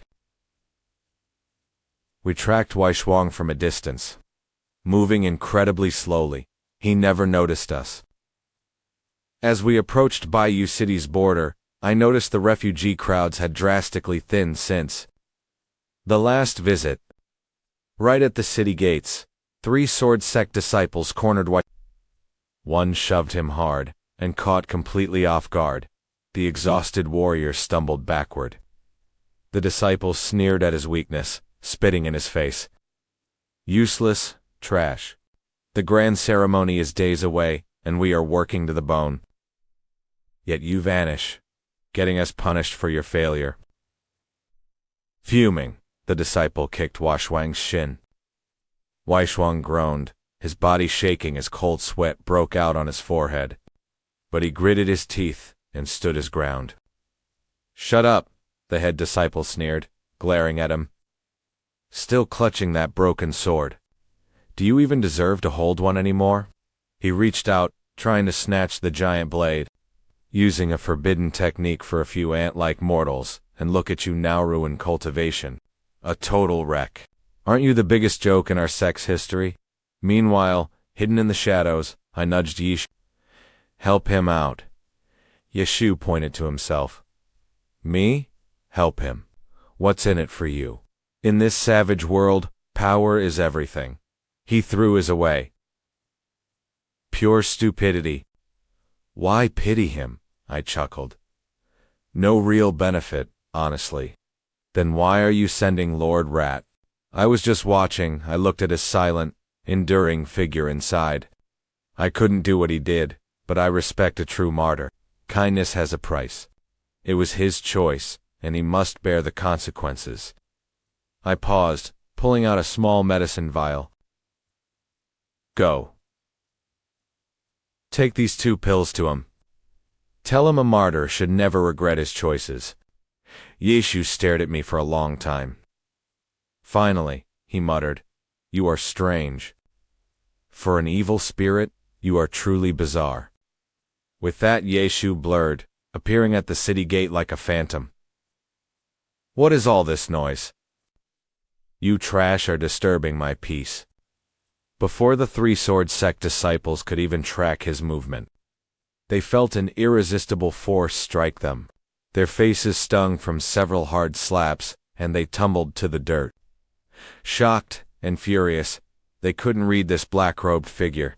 His aura felt unfathomably deep, far surpassing their own master. Terrified out of their minds, they hurriedly bowed. "We do not know which senior master you are, or why you interfere in our sect's business." Yishu crossed his arms, looking incredibly arrogant. "I came for your stupid festival. I just don't like your faces. Got a problem with that. Now beat it, you eyesores." Feeling spared, they didn't dare say another word. They quickly grabbed Jian Waishuang to head inside. But Yishu called them back, tossing a crude porcelain vial to him. His tone remained harsh. "A gift from my master.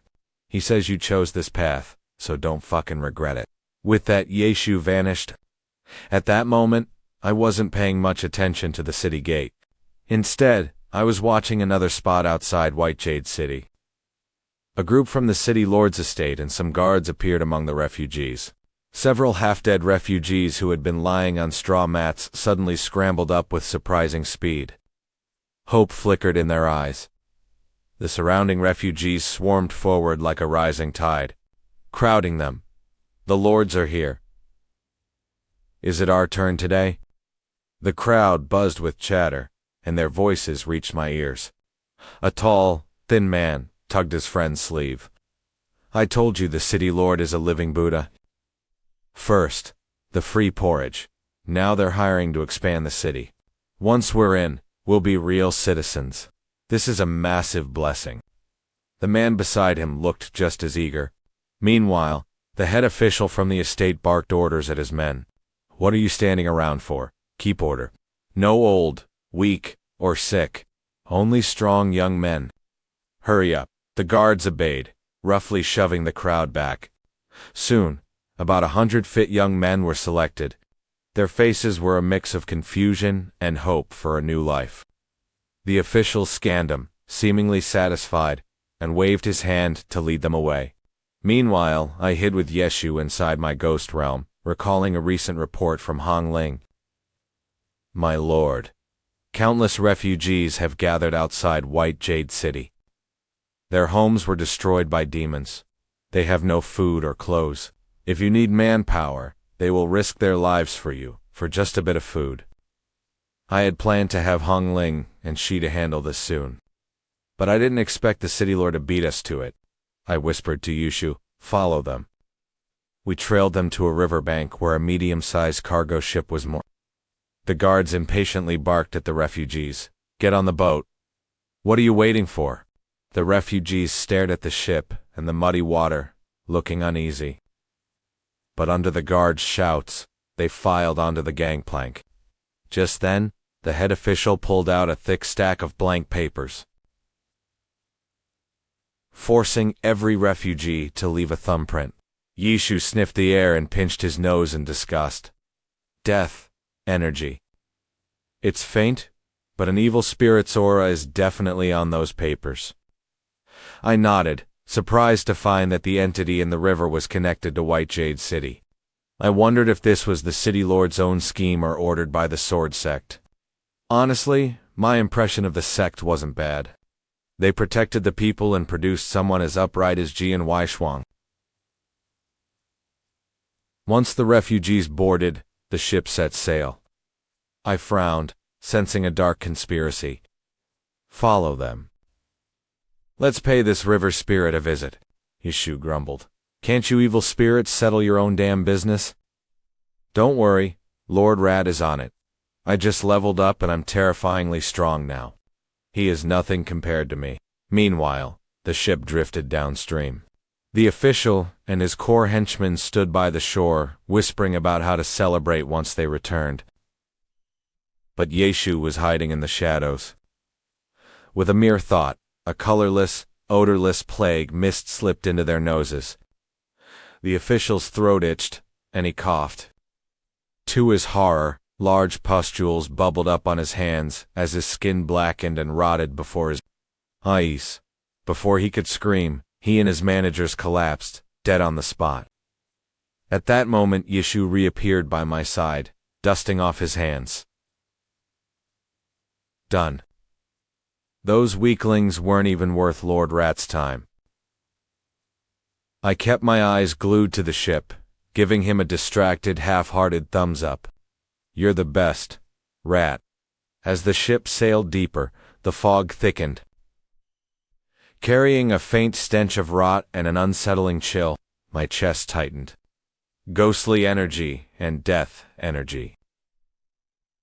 It was definitely that same mysterious creature from before. The refugees panicked, sensing the eerie atmosphere. What's going on? Why is the fog so thick? This is wrong. Even the guards were visibly sweating. Shut up, be quiet. They kicked open the cabins, using whips to herd the refugees onto the deck. The terrified crowd huddled together as the guards bound them tightly with thick ropes. Someone screamed, "Lords, what is this? Aren't we going to the new city?" The guard captain sneered, kicking open a hatch to reveal piles of heavy stones. The refugees froze in horror.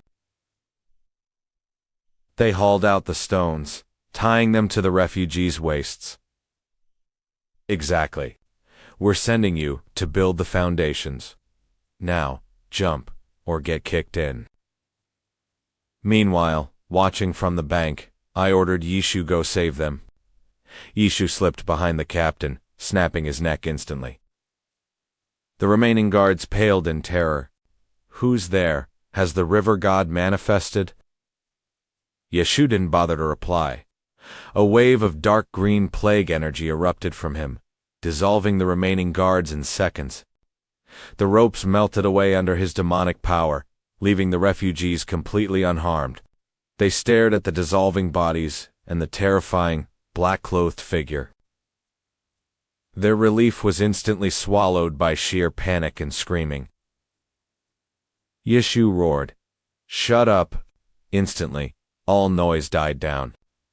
Yishu nodded in satisfaction. "Now, do as I say. Who knows how to steer a boat?" A few men raised their hands, trembling. Yishu sized them up, then tossed over a wooden coordinates token. "Steer the boat to this location. 2 kids in ancient armor and a white snake will meet you." The men stared at the token, hesitating. No questions. Just do it. With that, he vanished, vanishing from the deck. Meanwhile, I dove back to the riverbed, heading straight for that sunken shrine. As I drew closer, its outline emerged in the murky depths. A structure meticulously crafted from colored paper. A plaque above the entrance, "Read River Suppression, Shrine in thick ink." I tried to swallow the paper structure with my ghost realm, but couldn't contain it from the outside. I expanded my spiritual senses. The energy was faint but chaotic. This paper shrine was the source of the ghostly fog suffocating the river.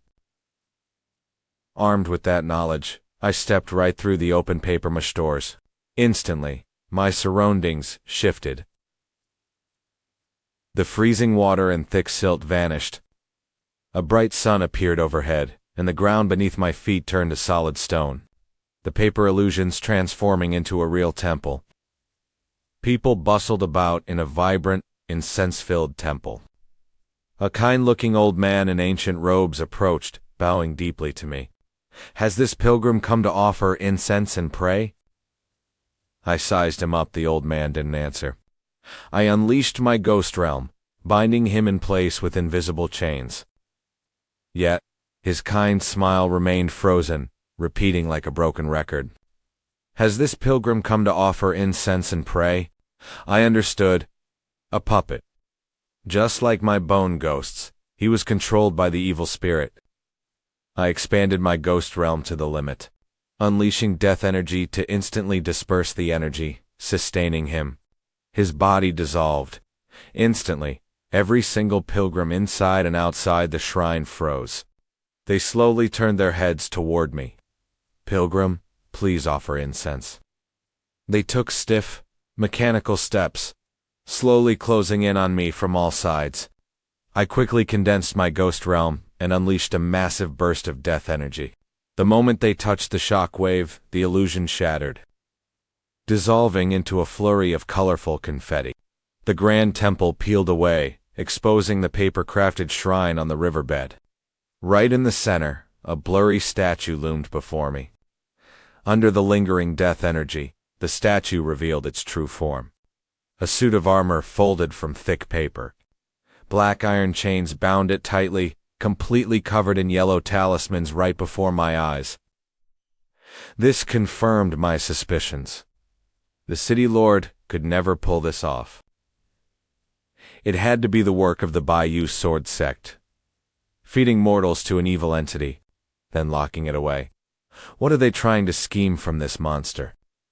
I summoned the bone ghost fox, commanding a skeleton to grab the chains. Death energy clashed with the talismans, sizzling violently. With a sudden, powerful yank from the skeleton, the chains snapped. The talismans went dark. Unbound, the armor shuddered violently, unleashing a wave of savage ghostly energy to strike back at me. But I didn't hesitate. I unleashed an overwhelming death aura, pinning the entire paper shrine and armor down. Within moments, the chaos died down. Only a single white paper cut remained. I picked it up and tossed it into my inventory. Meanwhile, in his study, City Lord Sugyeon paced anxiously. Days had passed, yet his elite squad sent to the dead forest had gone completely silent. Even the men sent yesterday to handle Lu Mingren had not returned. What was going on? A creeping dread washed over him. Control was slipping away. Suddenly, the communication talisman in his pocket began to glow, and he quickly answered it. Tomorrow is the sacred ceremony. The disciples are descending. No mistakes will be tolerated, or your head will roll. Sugyeon tossed and turned all night. Before dawn, the city's main streets were packed with kneeling citizens dressed in their finest clothes, their faces a mix of devotion and fear. Soon, nearly 100 figures in white robes soared across the sky, led by Yishu. The crowd erupted into wild cheers. Meanwhile, in a private second-floor tavern room nearby, Yishu and I sat by the window. My eyes swept over the flying disciples, and my brow furrowed. Something was off. Not just the leaders, but every single disciple looked deathly pale. They carried a heavy, freezing yin energy, a dense, ghostly aura, just like that paper monster in the river. I paused, letting out a cold sneer. The living play ghosts, while monsters play gods. This sword sect is the real demon den. Yishu eyed their bamboo hats with amusement. You think under those hats, they look like that Washwang kid, with a massive hole in their skulls? I didn't answer. My eyes drifted down to the street, where Sugyeon was leading his officials, bowing deeply to the elders. A sycophantic grin plastered across his face. Yishu rubbed his paws excitedly. Why don't we just wipe them all out right now? I need to stretch my bones. I shook my head, looking toward the altar. Patience. The main target isn't here yet. The disciples landed and paraded through the streets, sprinkling holy water meant to ward off evil. Soon, They began a solemn ritual before the massive altar. Throughout the ceremony, the disciples moved in perfect, expressionless unison. Blinded by fanatical devotion, the crowd noticed nothing. By high noon, the ritual reached its most critical, dangerous phase. The central square was packed, every eye glued to the altar. Jian Weishuang stood alone before the crowd. Taking a deep breath, his voice boomed across the plaza, amplified by spiritual energy. It carried a strange, hypnotic rhythm. Yishu twitched his nose. "Smell that." Fog's rolling in. I grunted, keeping my eyes fixed on the stage. As Weishuang reached the end, his voice turned fanatical. "Kneel to, welcome the immortal." At his command, every citizen and disciple fell to their knees, removing their hoods and hats. What lay beneath was exactly what Yishu and I had expected. Nearly 100 disciples had hollowed out skulls, exactly like what. Even many of the kneeling townspeople had horrific holes in their heads. Yet, not a single person seemed to notice or care. They acted completely oblivious. Weishuang raised his hands to the heavens, chanting loudly. Suddenly, a fleshy tentacle erupted from the bloody hole in his forehead, shooting straight into the sky. Instantly, the blinding midday sun turned dim and eerie. The tentacle twisted, swelling into a massive, writhing red flesh ball. It sprouted thousands of smaller tendrils, stabbing directly into the kneeling crowd. Yet, no one panicked. They raised their heads, cheering at the top of their lungs. The immortal blesses us with eternal life. The next second, those tendrils began draining their life force. Channeling it straight into the giant flesh ball, I calmly put down my teacup. Come on, it's our turn. In a flash, we vanished. And Yishu began sprinting around the plaza like lightning. With a series of wet crunching sounds, he severed every single tentacle feeding the sky monster. Sect Master. Guo Shaonan leaped to his feet from his high balcony, roaring. Who dares? Behind him the elders glared with fury. Strangely, the townspeople looked at Yishu with pure hatred, as if he had stolen their divine blessing. Yishu shook off his paws, looking thoroughly annoyed. Ungrateful idiots, the whole lot of you, Yishu muttered. Guo, Shaonan screamed. Form the array and kill him. The brainwashed disciples moved like clockwork, drawing their swords to strike us down. They locked onto Yishu and me. Face blank, I raised my hand. Instantly, dozens of pale skeletons and a massive bone serpent materialized out of thin air. Guo Shanan's eyes widened in horror. You're the monster from the dead forest. I gave him no time to think. With a single thought, I ordered, kill them. Skeletons and bone serpents tore through their ranks effortlessly. The brainwashed puppet disciples fell like dominoes.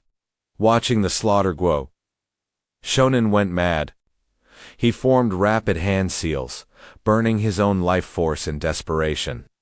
Descend, great immortal. Save us. Slay this demon. I offer my body as a vessel. I snorted coldly, unleashing my ghost domain. As my dark mist blanketed the plaza, the crowd's fanaticism instantly melted into pure terror. Shut up, cry again, and I will eat you all, Yishu growled. His voice wasn't loud, but the sheer malice silenced the crowd instantly, leaving only quiet, trembling whimpers. At the altar the fog cleared, and Jian Weishuang gasped. The numbness in his eyes vanished, replaced by painful clarity. He stared at the slaughter, struggling to understand what had happened. Only broken memories remained, but the horrific scene revealed the ugly truth of his beloved sword sect. His entire world crumbled. Yishu glanced at him, looking somewhat surprised. Well, look at you, Yishu muttered. Drained for so long, and still woke up. Weishuang pleaded, Senior, what is happening? Yishu shrugged. Look around. Suddenly, The surviving elders lunged down. They pinned Wei Shuang's limbs. Protect the vessel. The immortal must descend now. Above us, the giant flesh ball, bloated with goo's energy, lowered a massive tentacle and began to shrink rapidly, forcing its entire mass down into Washwang's body. He screamed in agony, his body convulsing violently until he suddenly went still. When he opened his eyes, the confusion was gone. They were dead and hollow. He stared directly at me. The monster of the dead forest. You may call me Baiyu. I stood tall, hands behind my back. I am the bone deity. He smiled airily. Impressive. A Tier 3 monster, rivaling Tier 4 strength. With that death energy, even Tier 5 would struggle. I admit, right now, I am no match for you. My lips curled into a smirk. Self-aware. Ready to surrender? Baiyu smiled, suddenly crushing the heads of his own elders.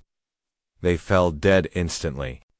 You aren't just some mindless monster, don't deny it. Monsters are strong, but mindless, driven only by instinct. But you have logic, purpose, and emotion. Don't be so defensive. We are the same, you and I. Yishu spat in disgust. Who is like you? You half-human, half-ghost freak. Baiyu didn't blink. He raised his hand, sprouting tiny tendrils that wrapped around the fallen disciples on the square. He dragged them into his flesh, his power surging. We aren't enemies. We can cooperate. You succeeded, and I am close. Right then, I felt the sheer malice radiating from him. Thousands of trapped souls screamed within his flesh. He was a living purgatory. I remained unmoved. You shouldn't be so confident. You know the Golden Buddha is about to awaken, right? At that point, how could the righteous immortals ever tolerate beings like us? But if we join forces, Qiandao County will be ours. I raised an eyebrow. Not bad. You know quite a lot. Baiyu's grin widened. In this world, only the Spectre's raw power is supreme. You possessed a Spectre's body to secure a foundation, while I found a way to steal divine mysteries and gather faith. We are natural allies. Saying this, he's suddenly whipping around. He threw out talismans dripping with icy, eerie energy. They swirled around him. Watch closely. On this great festival day, as my ally, you should witness this with me. Baiyu then pulled out the white paper he'd taken from Liu Ming. He slammed it hard into his forehead, stuffing it right into that gaping bloody wound. The floating talismans shot out, embedding themselves perfectly around the plaza, instantly igniting the hidden runes carved beneath the cobblestones. A massive summoning circle flared to life across the plaza, trapping countless panicked townspeople. Its core aligned perfectly with Baiyu himself. His face twisted with a mad, absolute certainty. With this entire city as a sacrifice, my Kenjiang shrine shall manifest. Let the endless grievances of these living souls forge my ghost immortal body. Yet, as his voice died down, the paper shrine he expected to descend never appeared. Only a deathly silence remained. The manic laughter froze on Baiyu's face, replaced by utter shock and disbelief. Impossible. My shrine, my masterpiece that I spent so much ghost energy nurturing. How could I fail to summon it? Then, he realized their connection wasn't completely severed. But it was being choked by something. Like death energy. Is it you? What did you do? I chuckled. Sorry, but I never agreed to be your ally. Baiyu's mind reeled at my words, and the power inside him instantly spiraled out of control. The backlash triggered a blood-curdling shriek. He clutched his forehead with both hands, his body convulsing violently. Beside me, Yishu let out an unabashed snicker, kicking old man Su Juan next to him. Hey old man, look at that. Is this your great immortal master? What an absolute idiot. Sujuan muttered meekly, not daring to argue or even look at the twisted, writhing Baiyu. To him, this felt like a nightmare. How did a festive day turn into a demonic sacrificial feast? How could the great immortal Baiyu actually be a hideous specter? If so, what was the point of his years of loyal service to the Sword Sect, even going against his own conscience? Meanwhile, amid Baiyu's violent thrashing, he stumbled violently, nearly collapsing to his knees. Why? He gasped. We walk different paths, I replied calmly. But when Baiyu raised his head again, the pitch-black darkness in his eyes had vanished, replaced by an absolute resolve. This surprised not just Yishu, but even me. Under such a brutal mental invasion and backlash, this kid's own consciousness actually managed to seize control again. Struggling to stabilize his body, Jian Weishuang turned toward Yishu's direction and bowed deeply. Then, he turned to me, dropping heavily onto his knees on the stone floor. Junior Jian Weishuang thanks you, my lord, for the pill. I was about to speak when I noticed the dark runes covering the plaza, though dimming, were still actively draining energy. The array had stopped trying to connect with the river specter, greedily siphoning the flesh and vitality of the townspeople instead. Innumerable, fine threads snaked out of the runes, wrapping around the helpless citizens. Their faces turned deathly pale at a visible rate, their eyes glazed over as they shrieked in agony. I frowned and waved my hand, cutting a swath of threads. My death energy instantly disintegrated them, but even more threads surged right back out. I could feel that this array shared the same origin as the Chenjiang Shrine, carrying both holy and spectral traits. I sighed. This is a bit troublesome. Yishu curled his lip. This stupid array is like a hedgehog. Can you chew a gap in it? Hearing this, the rat bristled. Are you out of your mind? Do you really think of me as a common mouse? Besides, using my magic costs me. This array doesn't affect us anyway, so who cares if they get drained? I shook my head. True, not worth it. You're more important. Beside us? Jian Weishuang listened in silence. He watched the array ruthlessly consuming the townspeople's lives while feeling Baiyu stirring inside him, struggling to reclaim control. In that moment, he realized the only way to break this deadlock. He bowed deeply to me again. My lord, this array was once our protective barrier, but now it is a demonic curse. As long as the spirit of Baiyu inside me remains, this curse cannot be truly broken, and the Sword Sect will wander further down this dark path. Jian Weishuang swept his gaze across the ruined plaza, the terrified crowd, the dazed Suji, and finally back to me. My lord, I will remember your kindness forever, and I shall repay you in my next life. But the sect raised and trained me. I cannot escape my blame for the horrors they have committed. With that, he grabbed his greatsword, placing the cold blade against his own neck. I offer my life to help you shatter this array. In the next instant, a flash of sword light flickered, but no blood spilled. A powerful force jolted his wrist, sending the sword flying. I sighed softly. I told you before, I hope you won't regret your choices. Clearly, you weren't listening. Jian Weishuang shuddered as a wave of confusion hit him. Repaying a debt of blood with his life was there, something wrong with that. He didn't fear death, believing it was the only way out. I looked at his bewildered eyes and smiled. You are strong to suppress a specter with mere human will, but don't be so reckless next time. I never said I didn't have a way. If you want to atone, stay alive. Dying solves nothing and changes nothing. I waved my sleeve, and in an instant, thousands of pills swept out like a rushing tide. They rained down onto the array's nodes across the plaza, detonating into torrents of pure energy. The nodes shattered instantly. The threads binding the townspeople snapped and dissolved, and the deathly gray quickly faded from their faces. Their vacant eyes regained focus. Though weak and terrified, their lives were saved. This complete reversal happened in a flash.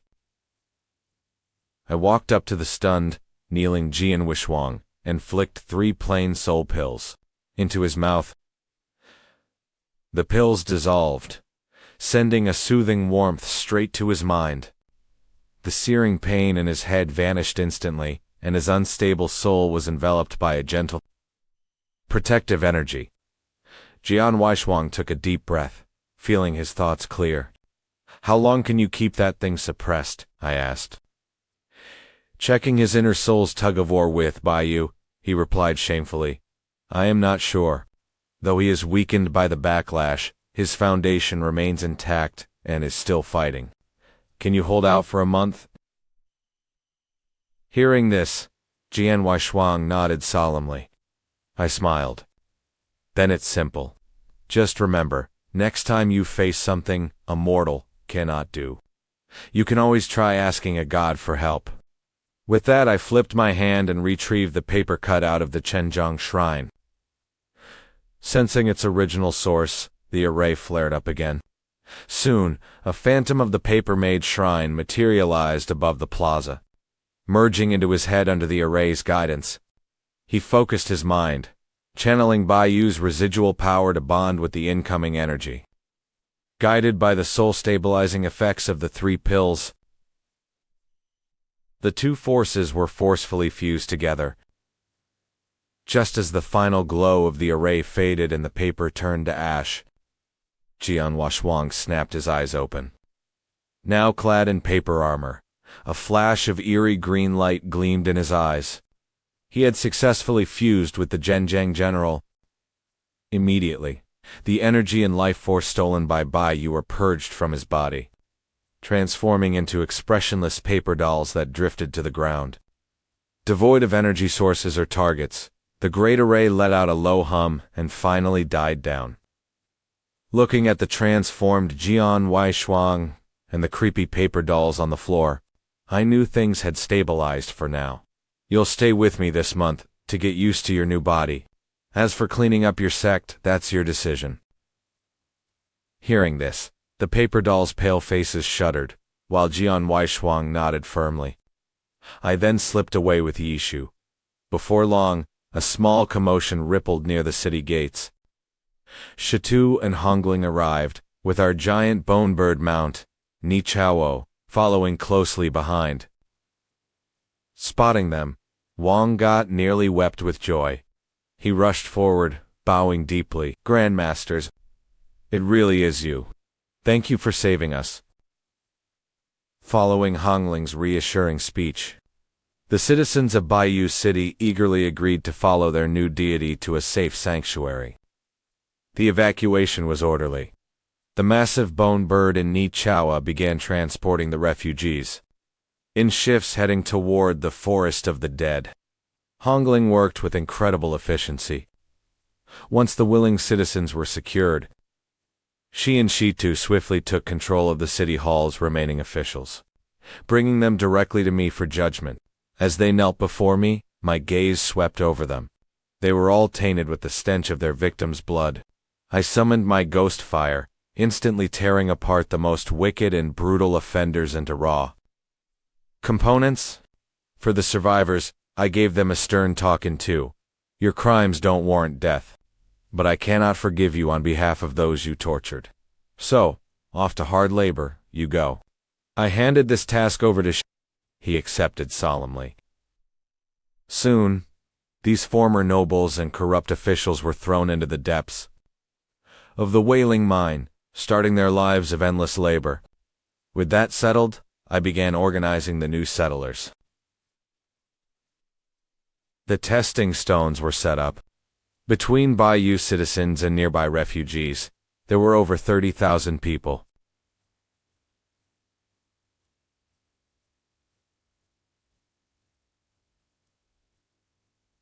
And the crowd, a simple farmer, she never imagined leaving her home. Her beloved Baiyu City had turned into a nightmare during the festival.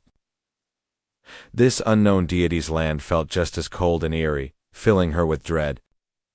Trembling, she placed her hand onto the freezing cold spirit stone. A faint but vibrant green light shimmered on the surface. Grade: yellow wood root. Special physique: bumper harvest, boosting farmland yield under their care by 40%. True name inheritance: Reincarnated Thunder Ancestor, bearing an ancient remnant god. A thin thread of power gave them an extraordinary affinity and control over weaving, nurturing, and growth. Within their jurisdiction, crop growth speed increases by 100%, and yield increases by 100%. There was also a slim chance of triggering a benign mutation in spiritual plants. Then, my majestic voice echoed across the field, calling her name. Zhang Qigu knelt in terror, utterly confused, unlike the others before her. Starting today, you're in charge of managing this field. Tomorrow, coordinate with the black snakes to irrigate and till the soil. Hearing my decree, Zhang Qigu froze, shaking her head like a rattle. No, my lord, I cannot. I am just a simple farmer. How could I ever manage spiritual fields? She stared at the little black snakes obediently tilling the soil in the distance. Her knees shaking. Those were real monsters. I noticed the surrounding crowd began to whisper. Whispers broke out, their eyes filled with confusion. My spiritual fields were clearly divine treasures, so why would I entrust such a heavy duty to a simple farmer? Yet, a few of her neighbors spoke up. They agreed her crops always yielded far more than anyone else's. Seeing her distress, Hongling walked over and gently helped her up. Zhang Qigu, managing these fields doesn't require fancy words. It requires your deep experience with the soil. Those black snakes are the Lord's pets, and they will obey your orders. Do not doubt yourself. Trust that the Lord's judgment is never wrong. Zhang Qigu looked up trembling as Hongling pressed several pills into her hands. As the medicine dissolved inside her, a warm energy instantly washed away her coldness and fatigue. Her rough skin grew smooth and radiant, and her graying hair turned jet black right before our eyes, accompanied by a white mist. Rising above her head, the crowd watched in absolute shock. Was this my divine power? Making someone young again felt like a miracle. Hongling patted her shoulder. Since you bear this duty, you must have the strength to match. This is my Lord's blessing, a gift others can only dream of. Zhang Qigu straightened her back, a newfound courage filling her chest. She bowed deeply toward me. Thank you for this incredible blessing, my lord. I will do everything in my power to manage your fields and never fail your trust. The other villagers watched with pure envy. Who wouldn't want my divine favor? And this was happening all across my territory. With 30,000 new followers, many possessed unique traits. The golden stone attribute increased rare or yields by 1%. The Shannon attribute boosted healing and recovery effects by 1%. The divine craft trait doubled construction speed and boosted durability by 50%. With a chance to unlock rare blueprints, under my will, veterans guided the newcomers, keeping my territory running like a well-oiled machine. I used pills to max out the cultivation of anyone with special traits, pushing even the least talented to Tier 2. I also rewarded the hardest-working original villagers, including Li Guang and the Dark-Faced Man. I rewarded dozens of leaders, including the chief of Shiding Village. This fired up my new followers. They realized that talent wasn't the only path to promotion. Loyalty and hard work earned my blessings. Just the same. As long as they worked hard, they too could earn my divine pills and become cultivators. Meanwhile, Honglan followed my orders to organize the tens of thousands of newcomers.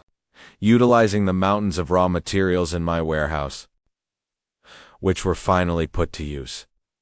At my designated locations,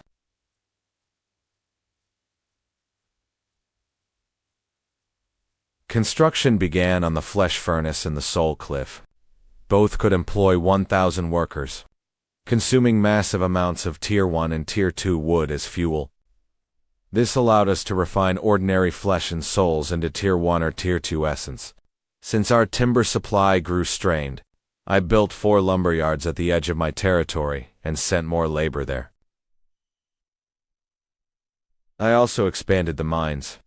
The total labor force required across all structures reached exactly 10,000. As I watched the mines operate day and night, with stone piling up in the warehouse, a new plan formed. I would build a city. Opening the town planning menu, I used the central area around my bone altar and blood pool as the foundation. Sketching a grand blueprint, the core zone would serve as the sacred heart. This absolute restricted zone would house the bone altar and the blood pool. Industrial and residential zones would branch outward from there. I finalized these city layouts and passed down the initial construction tasks. My gaze swept over the core managers I had summoned, stopping on Liu Cheng, who possessed the divine craft trait. I controlled a skeleton to step beside him. Liu Cheng bowed deeply in respect. Liu Cheng, you will oversee all city planning and construction. Request any labor or materials you need from Hongling. Liu Cheng looked up in shock, trying to decline the heavy burden. But as he met my calm gaze and felt the quiet trust of the surrounding villagers, a craftsman's fire ignited in his chest. Suppressing his anxiety, he took a deep breath and bowed. This old servant accepts your command. I will give it my all. I will work until my bones turn to dust. Hongling stepped forward. My lord, what shall we name our city? I looked down at the rising settlement. This city shall be called Wangsi City. A few days later, on a rugged mountain trail, a silent group was marching. Jian Wishwang was as pale as ever, cradling his signature sword, a faint green light occasionally flashing deep within his pupils. Behind him marched dozens of expressionless paper puppets. They carried themselves just like the Sword Sect disciples they once were, even wearing paper swords. This was the sect's final legacy, a burden he had to carry. They were deeply corrupted by ghostly energy, and only malevolent power could reshape their paper forms. Wiping out his own sect wasn't about revenge. It was about redemption for them all. Jian Washwang emerged from the woods. He stepped out of the dead man's woods into a bustling, noisy scene. Though the area remained gloomy, a massive construction project was in full swing. Jian Weishuang watched silently, ordering his paper disciples to deliver their cargo. After sending his puppets to deliver their cargo to Hongling, Jian Weishuang walked straight to my sanctuary. He knelt. My lord, the Sword Sect is no more. I have brought back our remaining resources. I materialized before him. Pointing to the trial stone beside the blood pool, I said, "Rise, and touch that stone." Jian Wishwang stood, pressing his hand against it. A status panel instantly popped up before me, and my eyes scanned the details. My gaze locked onto his attributes. River heart and perfect vessel. I understood immediately why Baiyu chose him. He was the perfect container for such an evil relic. A pity he had taken the wrong path. As for his negative traits, I wasn't worried. Once my altars cooled down, refreshed, I could just sacrifice them away. I looked at Jian Weishuang, whose aura was now completely restrained. Now that Baiyu City has fallen and its protective barrier is gone, local monsters are surely eyeing the surrounding area. Take Shitu and a squad to pacify and absorb those vulnerable, abandoned villages nearby. Jian Weishuang accepted my command and quickly found Shitu to relay the orders. After that, He went to settle his paper puppet junior brothers. Shitu, meanwhile, was practically glowing with excitement. His eyes shone bright. It wasn't just his kind nature prompting him to save humans from monsters, but the thrill of executing my divine will, playing the hero to purge evil, left him incredibly excited. Witnessing his goofy grin, Hongling smacked the back of his head. Shitu winced, looking at her with puppy dog eyes. Ow, what was that for? Hongling crossed her arms, looking at him like he was a total idiot. Let me ask you, what do you think of Jian Waish? Shuda rubbed his head, completely confused, but answered honestly anyway. Brother Washuang is great. He's powerful, determined, and incredibly loyal, and now that he has the Lord's favor, he'll surely become our top asset and an invaluable ally. He counted off every compliment on his fingers until Hongling smacked him again. You absolute dummy. Don't you feel any sense of threat? Shitu blinked. Threat. Hongling lowered her voice, her tone dripping with frustration. Use your brain. Look at Jian Waishuang's resolve, talent, and strength. He's top tier in every single way. And haven't you noticed how much the Lord favors him? He personally stabilized his soul, granted him power, and now handed him this crucial expansion mission. Hongling leaned close to his ear. You don't want him replacing you in the Lord's favor, do you? Shitao's goofy smile froze. Hongling snorted. I'm going on this mission too. Shitu hesitated. But what about the territory? Who will manage everything? Hongling waved it off. A sly smile crossed her face. Wangsi City's construction is already on track, and the rules are set. My brief absence won't hurt. Besides, with the Lord personally watching over us, nothing can go wrong. Shu immediately went to gather his squad. Meanwhile, with my orders dispatched, I retreated to the heart of the Blood Pool's domain. With a simple wave of my hand, the jade slips plundered from the Sword Sect appeared before me. Back in the courtyard, Art had shifted back into his mouse form, aggressively gnawing on a roast duck. That new pretty boy just got back, he mumbled. His affairs aren't even sorted, and you're already giving him more work. Right then, I was picking up a dark gold jade slip to inspect. It was quite a steal. Besides, Jian Weishuang was now an undead entity. She felt no fatigue or pain, so why should I feel guilty about working her to the bone? Art rolled his eyes. I realize you're a total monster. I chuckled, my eyes returning to the screen. By the way, have you heard of the Golden Buddha? Still grumbling about my treatment of the new guy, Art instinctively replied. Do you mean the one the old white jade ghost mentioned? The Golden Buddha? I don't really know, Art said. I only know there's a Buddhist sect in Yuguang province. Isn't that right where we are? Hearing this, Art was completely stunned. Wait, isn't this Tianchi province? I shook my head.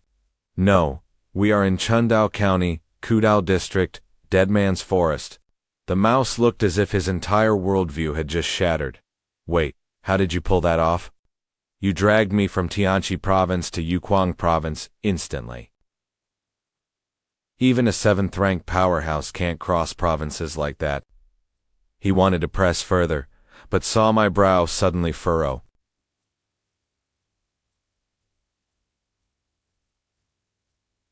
I put down the ruined scroll, my gaze shifting toward the entrance of the living dead realm. Just moments ago, I sensed that one of the skeletons I left inside to gather materials had vanished. Quickly, I pulled up my system panel.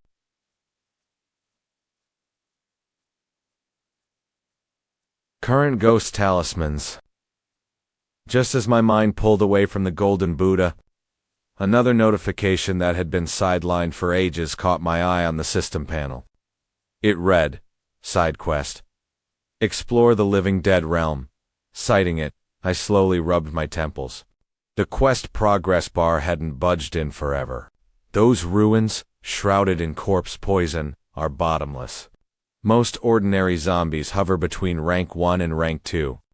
meaning there is absolutely no way they could vaporize a rank 3 skeleton before it could even send a warning. Thinking of this, I immediately issued commands, ordering nearby skeletons to rush to the last known coordinates. At the same time, I projected my sensory awareness into the realm. 5 of the closest skeletons quickly reached the site, a ruined park enveloped in thick green corpse poison. Oddly though, the zombies here were extremely scarce. Normally, they wouldn't just vanish without a trace. Controlling my skeletons, I conducted a thorough search and quickly found clear signs of a struggle. Splatters of the sticky black blood unique to zombies coated the ground. Several deep claw marks were clearly visible, alongside a distinct drag trail leading deeper into the park. Tracking the blood, the skeletons bypassed a flower bed reduced to bare soil and dead roots. That is when they spotted a bizarre-looking creature crouching on the ground. It was surrounded by several shredded zombie carcasses. My expression instantly turned strange. Wasn't this the bone-eating beast that had struck absolute terror into everyone during my past life? They primarily fed on humans, but when fresh meat was scarce, they did not mind chewing on zombie bones. Many weakly defended human settlements had been overrun by packs of these beasts. But why on earth was a bone-eating beast here? This was just a secret realm. I won from a system lucky draw. So why would a nightmare unique to my past life appear here? With a single thought, I ordered the 5 rank 3 skeletons to strike at once. In a single clash, their sharp bone claws easily tore through its armored hide. I instantly realized it was not this creature. Although this bone-eating beast was dangerous, it could never instantly kill another rank 3 skeleton before it could even send a distress signal. As more of my skeletons arrived, I ordered them to conduct a sweep, using the park as the starting point.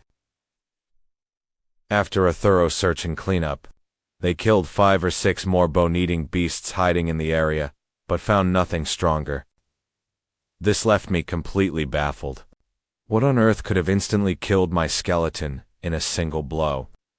Immediately, I ordered all the ghostkin in the realm to be extra vigilant, paying special attention to the park area for any new movement.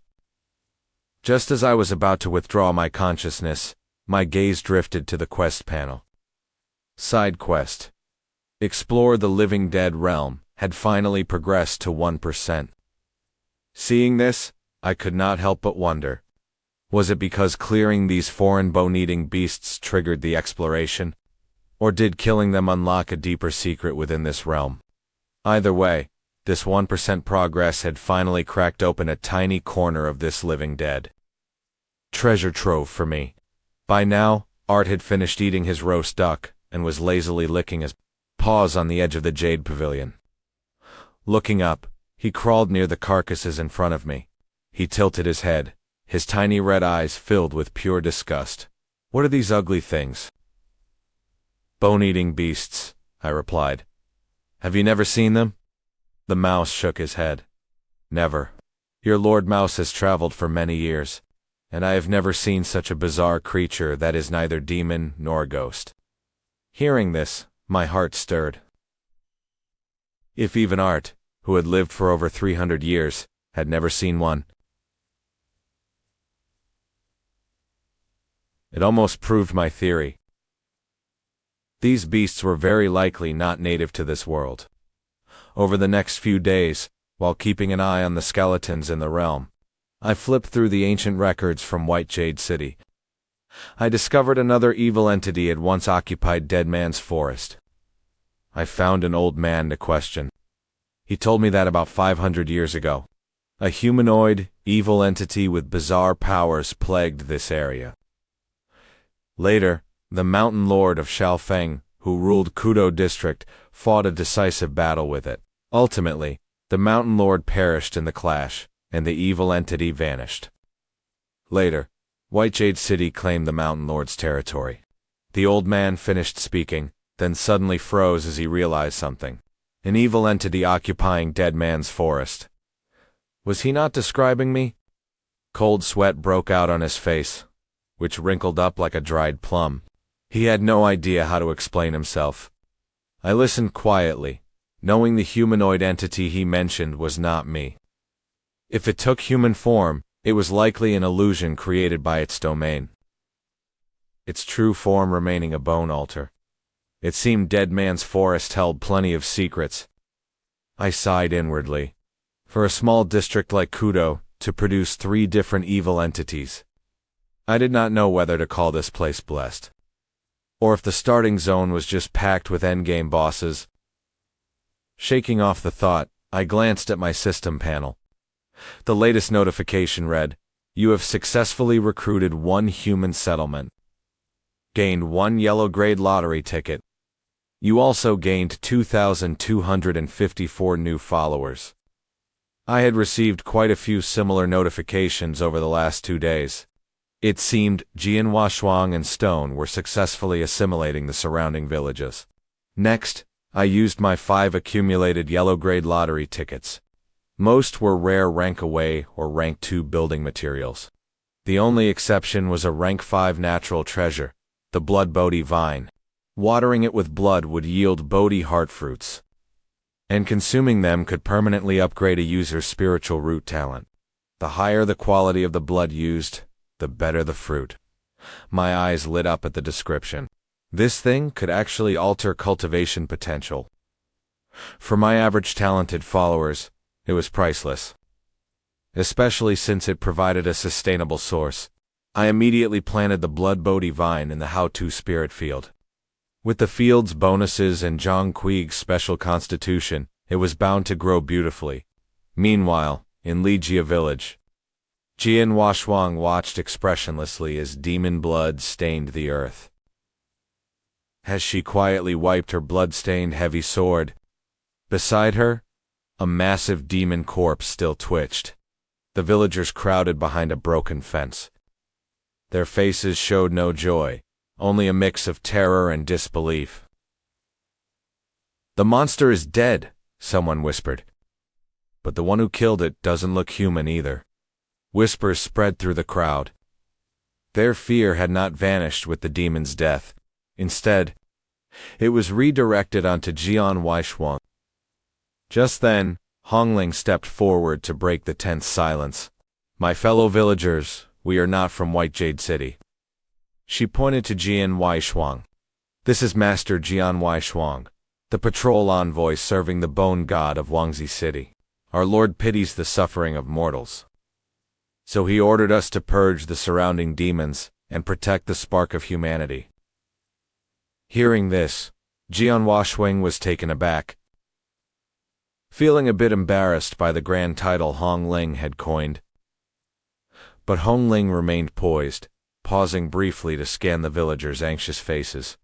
"I know you all have doubts, but let me ask you, did White Jade City ever care when the boar demon ruled here, devouring countless people? Have you not had enough of living in constant terror?" These words struck a painful chord, and many lowered their heads with sorrowful looks. Hongling raised her voice. "Our Lord possesses boundless power. He has built a new city on the edge of Dead Man's Forest with vast spirit fields, where everyone can eat their fill. Under his banner, everyone is like the patrol envoy slaying demons." She pointed at Qiandao. "The patrol envoy's current form is a divine gift, meant solely for slaying monsters and protecting humans. If not for this body, how could she have so easily slain the beast that left you helpless?" The villagers gazed at the massive demon corpse, then at Qiandao majestic, powerful aura. The fear in their hearts was gradually replaced by hope. Then, the oldest elder in the village stepped forward, bowing deeply to Qiandao and Hongling. "Thank you, Divine Sovereign's Envoy, for saving our lives. We in Ligia are willing to relocate to the new city, and we beg for the Lord's protection." just as the villagers were packing up to follow them to Wangsi City. A cold shout suddenly rang out from outside the village. "Hold on!" Everyone looked toward the sound and saw 7 or 8 black-robed figures walking over. Hong Ling stared at them. "Who are they?" Jian Wishwang's eyes narrowed. "They are the Xuan Shui Guard, a demon-slaying agency directly under Lantao City. They hold immense power and are responsible for monitoring demon activity everywhere and handling major incidents." The cold, stern man leading them was named Xing Yu, the captain of this Xuan Shui Guard squad. "Xing, you looked at the villagers. Do not listen to these lies and be deceived by this evil entity's facade. How could such a grotesque creature be benevolent?" As he spoke, a black-robed man drew a compass-like magical tool from his robes. Its needle spun frantically, emitting a faint spiritual light. He checked it closely, and his face paled. He leaned in and whispered urgently to Xing Yu, "Captain, the death energy detected is identical to the traces left in the ruins of White Jade City. It is definitely the target, evil entity, and her accomplices." Xing Yu's heart shuddered. He quickly ordered the squad into formation, while shouting to the panicked villagers. "We are the Xuan Shui Guard of Lantao City. White Jade City was destroyed days ago. City Lord Su Juan is missing. The White Jade Sword Sect has sealed their mountain, and the inner ruins. This matter has shaken the prefecture. City Lord Su was close to the governor. Slain by evil, we are ordered to find the culprit." This announcement instantly caused a massive uproar among the villagers. Their newly risen hope was crushed by sheer terror. They glanced at the righteous guards, then at the clearly non-human Jian Huishuang, completely lost. Nearby, Shitu roared in anger. "Nonsense.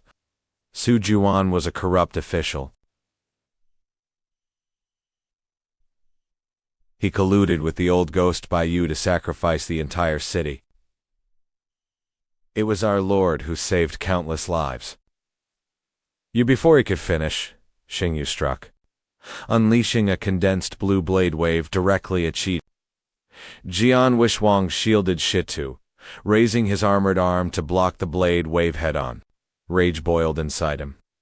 He found these guards utterly hypocritical. When countless villages in Qiandao County were slaughtered by demons, where were these so-called guards? When Baiyu tried to sacrifice the city, where were they? Yet the moment the corrupt Su Gian died, they rushed here just because the governor appointed him. Jian Weishuang could tolerate suspicion and strange looks, but he would never let them slander the god who saved him and countless others as some evil entity. Hongling and Shitu were also furious seeing the enemy strike. They immediately drew their weapons and joined the fray, fire talismans and ancient sword energy whistling through the air. The two sides clashed instantly. Fortunately, both remained restrained, keeping the shockwaves away from the defenseless villagers. But Jian Washwang's mind was still being preyed upon by Baiyu. "See, when did these righteous hypocrites ever care about ants like you? All they want is their power and order. Are you angry? Resentful? Release it. Let me help you tear these hypocrites apart."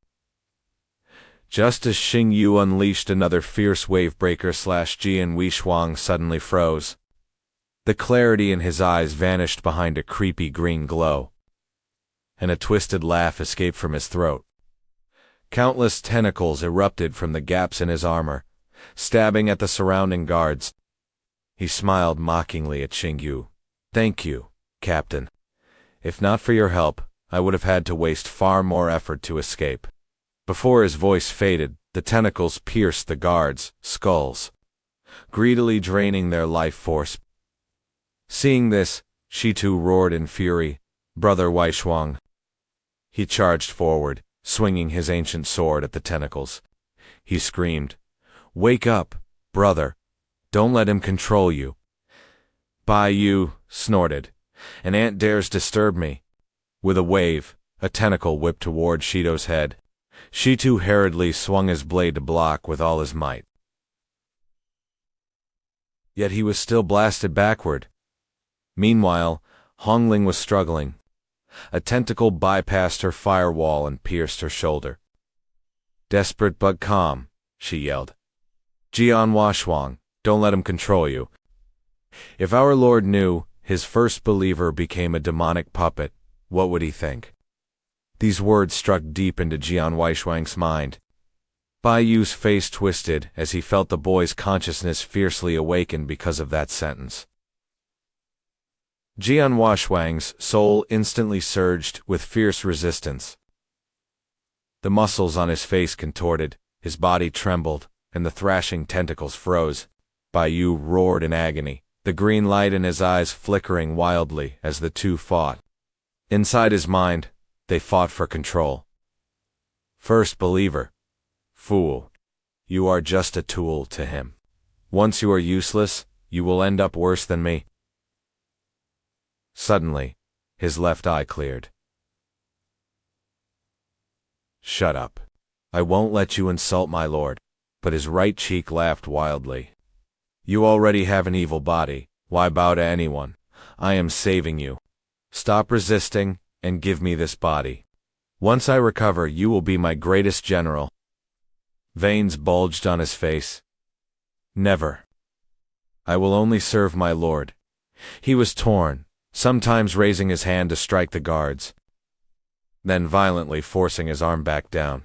His body shook uncontrollably, and the tentacles thrashed about wildly. Having narrowly escaped, the surviving guards panted in terror.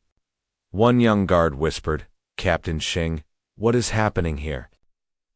Xing Yu shook his head. "Those possessed by demons usually go completely mad. Shut up."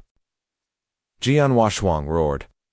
A tentacle slammed into Xing Yu, knocking him out instantly. The remaining guards huddled together, trembling in fear. They dared not make another sound. Then, with a roar of pure agony, the green glow in Jianhua Shuang's eyes finally faded. "Baiyu, get back." A moment later, the wild tentacles withered and stumbled back inside. Falling to one knee, he looked at Shitu and Hongling running toward him. He forced himself up, glanced at the fallen guards, and muttered, "Take 'em back. Let the Lord decide their fate." Hongling sighed at his state, then worked with Shitu to quickly confiscate the guards' magical weapons. They tied the prisoners up with ropes. Watching this, the villagers of Lijia fell dead silent. Their doubts vanished, leaving only total obedience about moving to the new city. They followed Jianhua Shuang's group toward Wangsi City. After a long journey, Jianhua Shuang brought his prisoners to the White Bone Altar. "My lord, Wai Shuang, reports for duty." He reported everything clearly, making no excuses. Sitting on my white bone altar, I flicked my finger, sending a dark pill flying toward him. "This is a grade 3 soul pill to stabilize your spirit and suppress chaotic thoughts. Now, let Hongling and Shitu settle the villagers and finish their tasks." Jianhua Shuang raised both hands to catch the pill.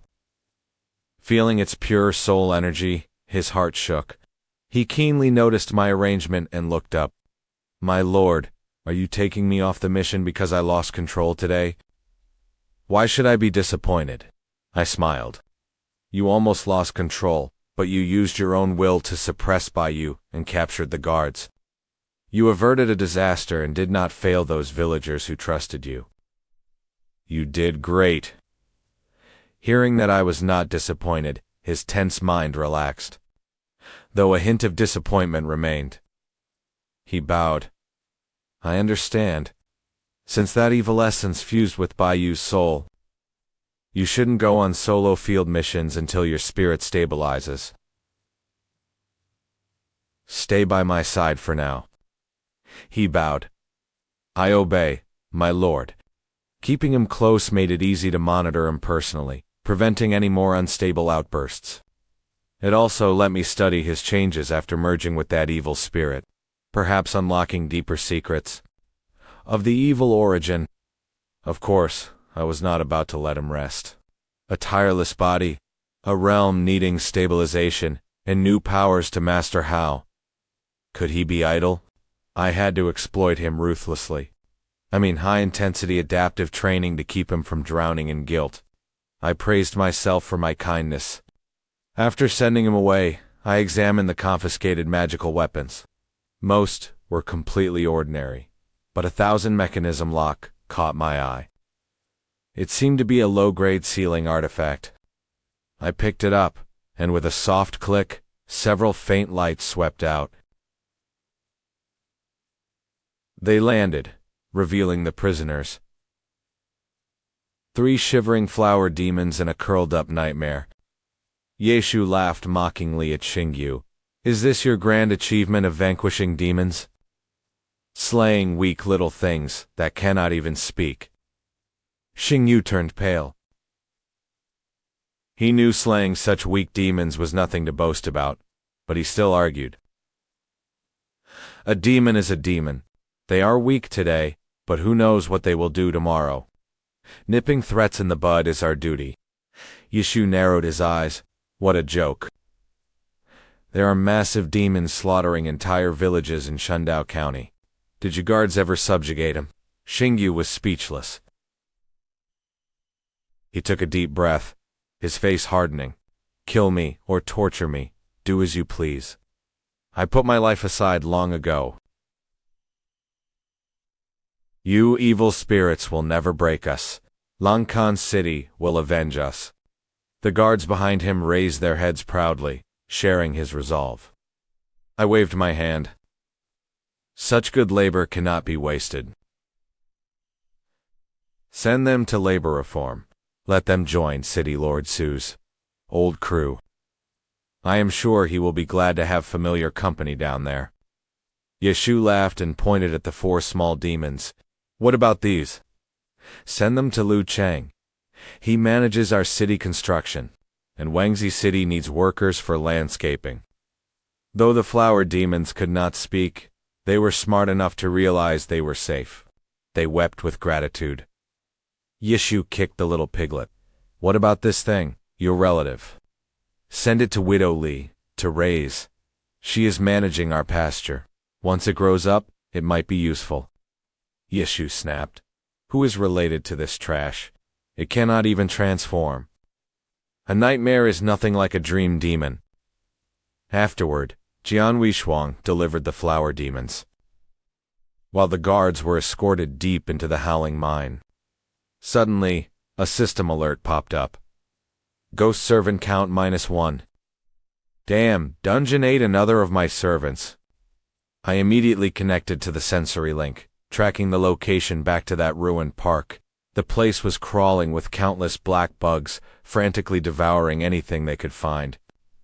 Concrete, rusty fences, and even mutated plants. The moment I unleashed my domain of death, it flooded the entire park. The swarming insects frantically feeding froze.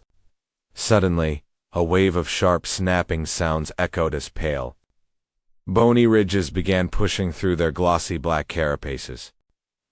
White, skeletal patterns erupted from their hard shells, turning their bodies into incubators for bones. Twisted razor-sharp spurs burst out without warning. In an instant, the squirming black carpet of insects covering the ground vanished, replaced instead by a sea of white spikes, like a field of skeletal urchins. Every single bug was impaled by bones violently erupting from within. They remained frozen in their final, frantic movements, forever locked in the grip of death. This was the twisted magic of death rewriting life, a dark fairy tale of my own making. I stared at the bones per hell I had crafted, highly satisfied. Then, I noticed a tear in the center of the park, where space itself began to warp. I grabbed a random skeleton to scout ahead, sending him through the shimmering portal. After a brief, dizzying moment of weightlessness, his vision cleared. Through his hollow eye sockets, I saw an endless, dusty wasteland and felt the scorching sand below. Howling winds whipped up heavy dust. Nearby, A desolate village sat in the middle of the barren plain.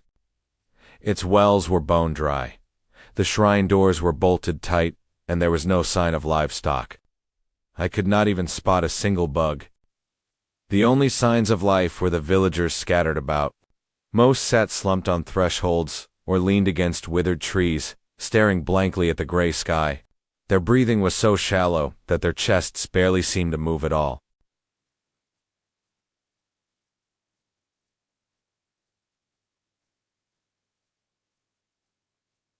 To detect, but the moment my skeleton stepped through the portal, the icy silence shattered.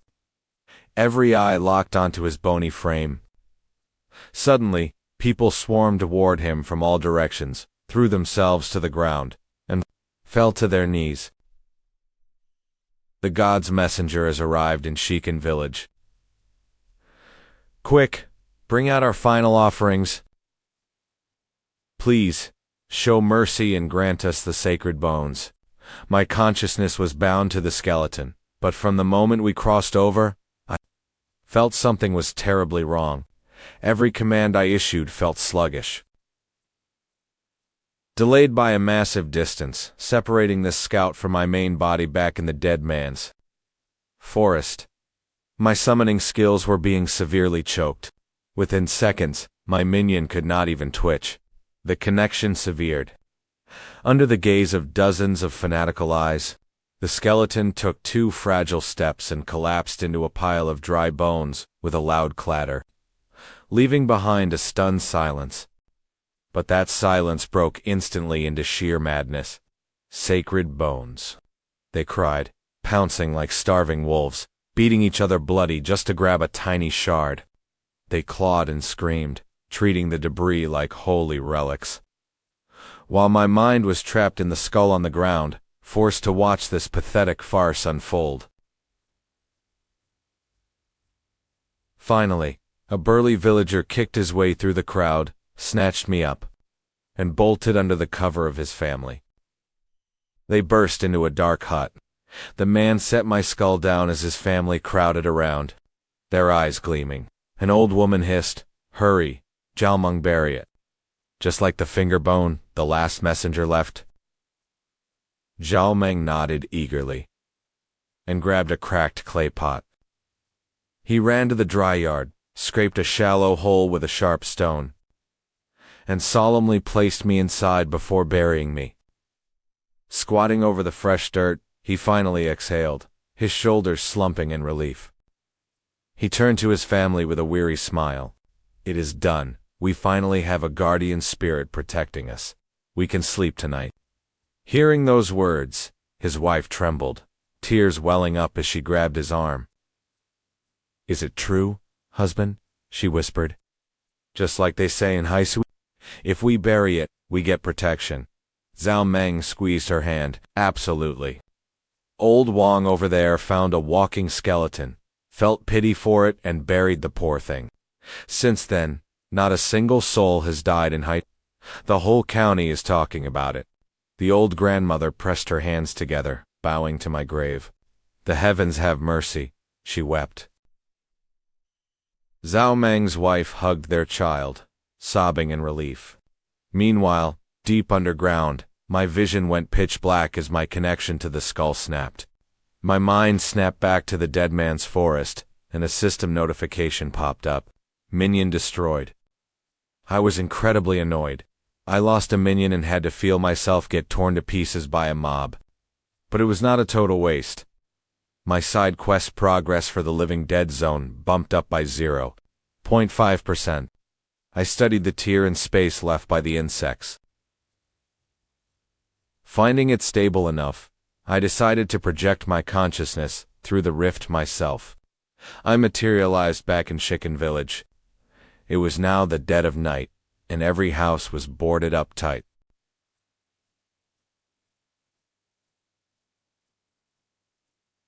I swept the area with my divine sense. Suddenly, I picked up a dark, malicious presence near a home. Some foul creature was actually knocking on their door. I slowly stretched my death energy out like a creeping toward the porch to see what it was. But the moment my power brushed against the thing, its aura spiked, and it bolted, vanishing into the pitch-black night. It was so fast I could not even identify what it was. Inside, Zhao Meng slid to the floor in relief. "It is gone," he gasped. Beside him, his brother dropped his heavy wooden club. They wanted to scream with joy, but kept quiet for the children, huddling together in the dark, straining their ears for any sound outside. They stayed awake like that until dawn. The next morning, villagers peeked out from their homes. Seeing that the danger had passed, they naturally gathered around the old well. The village chief began counting heads, as he always did. When he finished, a collective gasp swept through the crowd. No one was missing. "Who had their door knocked on last night?" the chief asked. Zhao Yang raised his hand. But to everyone's shock, 3 other families slowly raised their hands too. These were the households that had managed to grab tiny fragments of my scout's skull, or small shards of his broken ribs. The chief stared at them. "You were all visited. What happened?" Zhao Yang stepped forward. It knocked 7 or 8 times, then stopped. He pointed behind his house, and then toward the other homes. "It is the walking spirits that saved us. We buried them, and they kept the monsters out." The chief's face lit up with hope. "The heavens are merciful. Shikone is saved. Everyone, go home and burn incense, where you buried the bones. Burn 3 sticks of incense twice a day," he ordered, visiting each house. I watched invisibly from the shadows, amused. I knew the truth. That creature did not run from there. Prayers it ran from me. My lingering death energy on the bone fragments had scared it off. The monster was extremely cautious, fleeing the moment it sensed my presence. But this protection was temporary. The residual aura on those bones would soon fade. After all, they are just basic minions, not permanent anchors of my power. Nearby, the villagers continued to chatter, their conversation turning toward the neighboring village, Wangsi, which was in even worse shape. "They barely have any young men left to guard the place," one whispered. "Didn't they get a guardian spirit too? They should be fine." The village chief frowned. "We must send a scout. We cannot just watch our neighbors die. If things are bad, we will bring them here. Our guardian is real." Zhao Yang volunteered. "I will go, chief. I will take 2 men. With the chief's approval, they set off, and I quietly trailed behind them. Huangshuo was not far, but the closer we got, the heavier the stench of death became. As I scanned the settlement, my eyes locked onto a crumbling shack at the edge of town. Standing right by the door was a woman. Her aura was incredibly bizarre. A toxic mix of human resentment and chaotic sorcery twisted together into something dark and powerful. I watched her, my brow furrowed in suspicion. She was strong, Astley, at a boss level. I pushed my divine sense through her disguise, revealing her true form. Her human face vanished, replaced by a massive beetle head with compound eyes, reflecting a cold, predatory light. Suddenly, she turned toward me and gave a polite, elegant curtsy. My heart hammered. I immediately pooled my death energy, keeping it hidden but ready to unleash at the first sign of an attack or trap. But she did not move again. Keeping my guard up, I split my focus to watch Zhao Yang. He was calling out to the shivering locals gathered around. "Is everyone okay? Did your guardian spirit show up last night?" The crowd stirred anxiously. A few elders whispered among themselves before a white-bearded man stepped forward to greet him. "Ah, the Zhao boy from Sheik. Yes, we had those terrifying knocks last night, too." Other families chimed in. My door was knocked on 5 times. Mine was 7 or 8 times, but everyone survived. But then, a whisper rippled through the crowd. "What about the ugly hag at the edge of town? Has anyone checked on her?" Several villagers glanced nervously at the dilapidated shack. The insect woman did not react, pretending not to hear them. But then, a young boy ran up to her. "Silly ant, is the old lady okay?" The woman knelt down and handed him a dried locust with a stiff, mechanical smile. The boy hungrily devoured the bug. She patted his head gently, her voice hollow. "She is fine. We are all fine." The boy skipped back to his mother, who instantly pinched his ear and hissed, "You idiot. Eating food from a crazy woman. Do you want a beating?" The woman ignored the scolding, pulled a worn notebook from her robes, and scribbled with a broken pencil. Squinting, I read her entry. Observation record number 3. Providing nourishment to hungry offspring paired with tactile stimulation on the skull. Effectively. Terminates distress behaviors like crying. It was a good deed, but it provoked the nearby adults. I frowned, realizing his actions weren't driven by empathy, but by pure observation, data analysis, and execution. As I stood there pondering this, she turned and walked inside. I followed, stopping just 3 paces away. She turned to meet my gaze. I asked what was on my mind. "What do you—" She opened her little notebook, where she had written, "When facing strangers, always start with politeness." She looked up, forcing a stiff, awkward smile. "Hello? My name is Pio." I frowned. "Why that name?" She scratched her head. "Right. Why indeed?" My gaze drifted down to her. I sent my spiritual sense probing deep into her.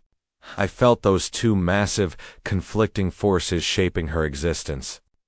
There was no normal soul inside her, just a fragile, barely balanced core of consciousness. I tried a different question.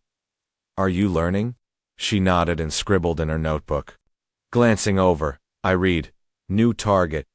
Unknown. High curiosity detected. Action plan. Unknown. Threat level. High, but no immediate hostility." This creature was fascinating. "You can call me the Lord of White Bones." She nodded, crossed out unknown, and carefully wrote down those words. In my mind, my thoughts raced. I reached out and offered her a soul-molding pill. "For you." Her body violently jerked, eyes locking onto my palm. An uncontrollable, insect-like chattering hissed from her throat as she began to drool. Her fragile human consciousness was locked in a brutal war with her primal monster instincts. Finally, she gasped, fighting down the urge to devour it. She opened her notebook. Rule 15. Accepting gifts is impolite. Must ask for a reason. She looked up at me. Why? Seeing her painful struggle, I didn't tease her. I dropped the pill into her hand, and she devoured it instantly. As her soul stabilized, her wild aura faded. Her tense body relaxed, and the chattering in her throat died down. Instead of answering her question, I asked, "What about you? Why do you stay here?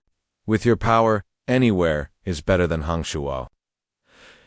You don't hunt humans, yet you don't fit in either. It makes no logical sense for your survival." My question cut straight to her core contradiction. But her brain didn't short-circuit this time. She looked back at the dilapidated dirt house she called home, and a single word bubbled up from her core. Family. Now, I was truly intrigued. To her, family meant a blood-tied, altruistic, self-sacrificing bond. It completely violated her primal rule of survival above all else. After speaking, her mind seemed to lock up again. Staring at her air-ridden expression, I realized this terrifying monster was actually quite naive. I decided to stop messing with her before she broke. I smiled. "See, you're acting completely against logic. So is it really that strange if I do the same occasionally?" Pio couldn't argue. She just stared blankly. I gestured toward the crumbling dirt house behind her. "Your family is inside," she nodded. I slipped in right behind her. The heavy stench of bitter herbs and decay hit me immediately. Inside the dim room, a single oil lamp flickered in the corner. An old woman lay on the bed. Pio quietly picked up a bowl of cold herbal medicine, spoon-feeding it to the old woman. Granny Ugly struggled to open her eyes. "Ah, Pio," helping the village again. Pio didn't speak, just fed her mechanically. The old woman seemed used to her silence. "Good girl. You remembered what Mother taught you about being kind." Suddenly, she coughed violently. Pio patted her back while I watched, silent as a ghost. I knew they weren't blood-related. Expanding my domain, I gathered the whispers of the villagers outside, piecing together the truth. Years ago, this old woman had found Pio dying in the desert. Back then, she was half beetle, barely sentient. The villagers saw her as a curse, but the lonely old woman took her in anyway. She raised her as a second daughter, teaching her to speak and walk. Naturally, the village shunned them. Then, months ago, the knocking ghost struck. Their house was the first target. Her husband and son were slaughtered that night. Somehow, only she and Pio survived. Grieving and broken, the old woman fell bedridden. The villagers silently blamed Pio, believing she brought the curse. Meanwhile, Pio finished the medicine and reached into her shirt, pulling something out. She pulled out a fresh, fat grasshopper, carefully splitting it to feed the larger half to the old woman. Granny Ugly never asked how Pio found them daily. She just chewed, her eyes filled with warmth. "Eat it yourself, Pio." "I'm too old." Pio didn't reply. She popped the remaining half into her own mouth, chewing blankly. Once finished, she sat by the bed in silence. I slipped outside to investigate. Finding no immediate clues about the knocking ghost, I returned late. The old woman was asleep, and Pio was still frozen in place. Then, a heavy knocking echoed outside. The oil lamp flared wildly. On the bed, the old woman began to shiver uncontrollably. Pio snapped her head up, her eyes locked onto the front door. Suddenly, she stood and strode forward, catching me completely off guard. She pulled the bolt open, letting a freezing, deathly chill rush inside. Standing there was a ghost stitched together from rotting corpses. I watched with interest. Pio's aura was far more terrifying than this thing. Yet, after freezing for a moment, the creature didn't flee. It reacted completely abnormally. Its stitched body trembling as dark energy erupted from its skin with a blood-curdling, inhuman roar. Stitched, rotting arms stretched into razor-sharp black claws, lunging straight for her face. But Pio didn't flinch. She simply raised her pale, slender hands. Catching the claws right before they hit, she locked onto its wrists. Suddenly, the insect patterns on her face flared. A dark, terrifying energy surged through her arms, completely swallowing the ghost's malice. Instantly, the monster's body began to shrink. Its stitched skin began peeling away. Finally, feeling true terror, the ghost shrieked and struggled to break free. But Pio's grip was like iron. Desperate, the creature violently twisted its body. It tore itself out of her grasp, leaving limbs behind as it fled toward the village exit. My voice echoed coldly behind it. "Not so fast." A sharp bone spike impaled its back. The creature violently exploded, showering the ground with rotten flesh. At the blast center, a cluster of vengeful souls emerged, which my bone spike greedily devoured. I opened my system inventory. The remains were quickly dismantled by my inventory's sorting flames. "You have obtained a Tier 3 soul essence." I raised an eyebrow. A single minor ghost yielded this much. Its power was impressive. Even county-ruling demons are usually only Tier 2 or 3. More surprisingly, this thing was a mindless fusion of souls. Yet it acted with clear intent and rules. It was definitely being controlled. Who had the power to forge such a beast just to terrorize mortals? It was an incredibly lavish move. For context, the Tier 3 white bone imps under my control possessed Tier 5 combat power.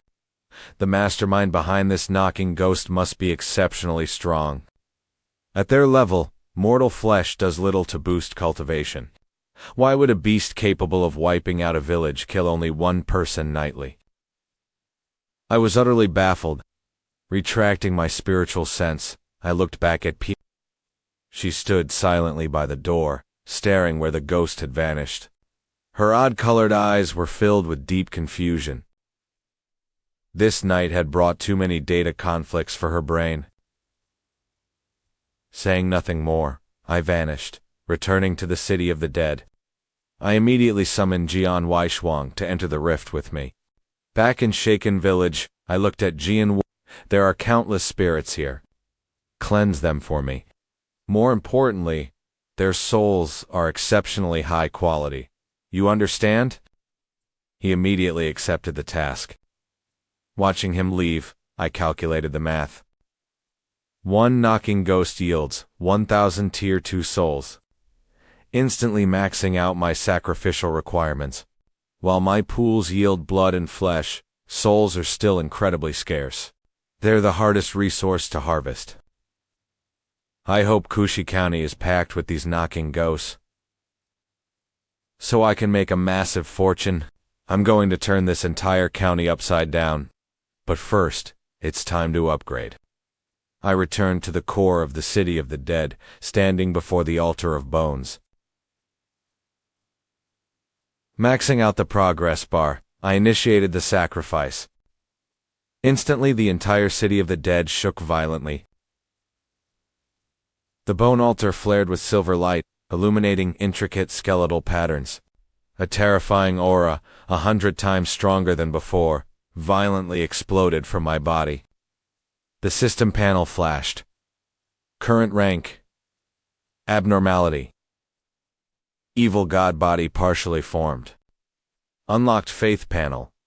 Gained 1,000 points. New ability unlocked. Bone incarnation. Upgrade complete. Feeling that massive, surging power inside me, I was not even celebrating. Instead, I winced. A single emergency rescue costs 10,000 points. That is 1 billion points if converted to ordinary souls. Man, being an evil god is tough. If I hadn't lucked into high-quality targets like the knocking ghost, relying solely on the weak souls in the secret realm, it would take ages to save up. Pulling myself together, I examined my new skills. Bone Avatar condenses a clone slightly weaker than myself, manifesting my skeletal power. Then there is Bone Corrosion, which lets me plant a trace of my deathly will into the minds of living beings, corrupting their souls and poisoning their minds. Both skills are powerful, fixing some of my major weaknesses. Bone Avatar finally gives me a strong offensive tool to strike first, instead of relying entirely on ghost servants or proxies like Shi Tu and Jian Wishwang. Bone Corrosion adds mental magic attacks to my arsenal. Now we are talking. If you cannot manipulate human minds, you can hardly call yourself an evil god. I was thrilled. Next, I opened my newly unlocked faith panel. Casual believers. 321 people, each providing 1 point daily. Most are villagers I saved, or who heard of my miracles. They are grateful, but their faith is not rock solid, easily fading over time. Shallow believers. 58. They pray but do not see me as their sole savior. True believers count 71 people, providing 20 points each. These are core villagers with firm faith. Devout believers.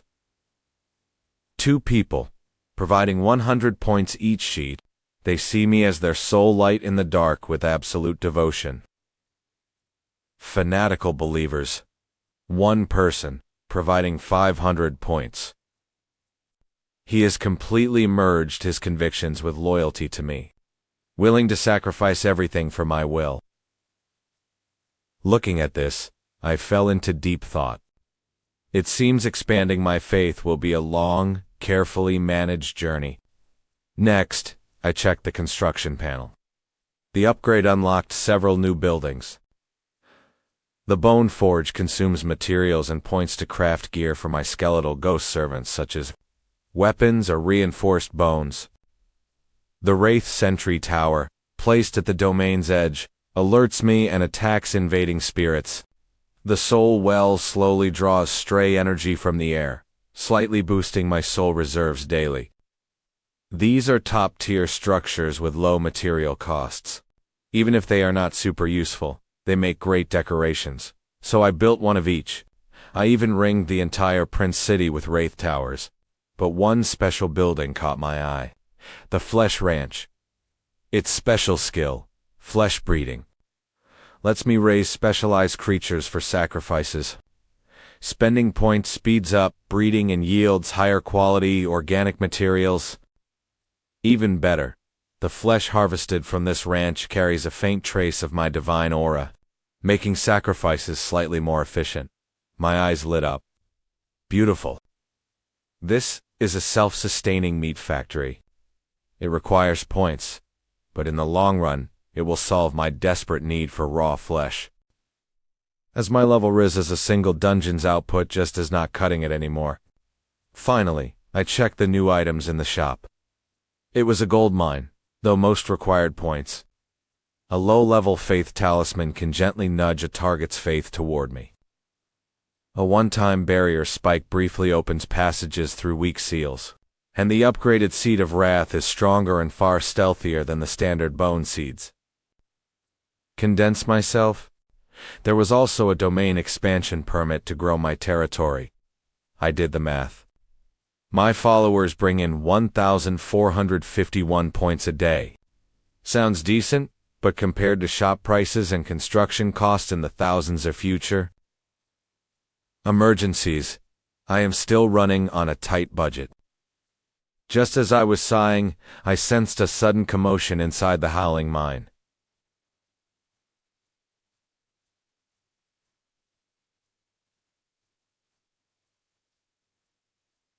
I was baffled. I just dealt with the knocking ghost, and it is past midnight. Why are so many villagers awake? Do they not have work tomorrow? This is a huge loss for me. Meanwhile, inside the howling mine, Xingyu was having a miserable week. Ever since he was thrown into this cursed pit, his world had shrunk to just two things: swinging his pickaxe and enduring constant surveillance. He worked like a common slave, digging non-stop, although his body did not feel physical fatigue. What truly pushed him to the brink of a mental breakdown was that omnipresent, suffocating gaze. The ones watching were not even alive. They were pale paper dolls. Calling themselves Sword Sect disciples, they lurked silently in every corner of the mine. No matter what you did, looking up always meant meeting a pair of crudely graffitied eyes. Just moments ago, he was sweating over a stubborn chunk of ore. As he wiped his brow, a sudden movement in his peripheral vision made his heart skip a beat. A paper doll had floated up right behind him. Xingyu shivered and whipped around. The paper doll tilted its head. Don't even think about slacking off. Senior brother said to watch you. Xingyu shuddered. He could not take this anymore. This hellhole is unfit for dogs. I'm escaping tonight. In the dead of night, while the exhausted miners rested, a sudden commotion erupted outside. Eerie green ghost fires floated in, casting a sickly glow across the entire shelter. Then, uniformed villagers marched in, ordering everyone to haul the ore out. Something big was happening in the city. Desperate to impress the overseers, the prisoners scrambled to help, throwing the entire place into chaos. Xingyu's heart hammered. This was his chance. He blended into the crowd carrying materials, keeping his head down to look just as eager as the other submissive prisoners. Following the flow, He stepped out of that suffocating mine for the first time. His eyes locked onto the distant darkness near the city wall. Shoving his load onto a nearby prisoner, he slipped into the shadows while everyone was distracted. But just as he made his move, a sharp voice shattered the air. "Hey, you in the black? Stop right there!" Xing Yu's heart sank. He looked back to see a fat supervisor pointing at him, spitting as he yelled. Panicking, Xing Yu did not care about directions anymore. He just stripped of his magic tools and talismans, and blinded by the dark. He ran like a headless chicken through the unfamiliar city. Escape, prisoner on the loose. Zheng Fugi's roar made the entire construction site erupt. Everyone dropped their tools, shouting to find the city overseers to snitch. "Go tell Master Hongling. He went that way, get him." With the clamor closing in, a frantic Xing Yu ran blindly. He dashed headlong into a field. A sharp snap echoed beneath his foot. He had stepped on something. Before he could react, glowing red eyes pierced the darkness, and several black snakes darted out like lightning. They reared their heads, hissing in anger. "Who is that? You stepped on my brother. Little three, go get big sister." The quickest snake vanished down the path. "Xing, you never expected farming snake demons could be so incredibly dutiful." He tried to run, but they coiled up his legs. They did not bite, but wrapped their sleek bodies so tightly around his shins, he could not budge. Just then, Zhongquig's furious scream echoed from afar. "Which bastard dared to touch my precious babies? I'll skin you alive." Skidding to a halt, she saw Xing Yu caught by the snakes and the crushed spirit plant beneath his. "Boot!" she exploded. "You absolute scum. Master's spiritual field. You look decent, but you're just a filthy thief.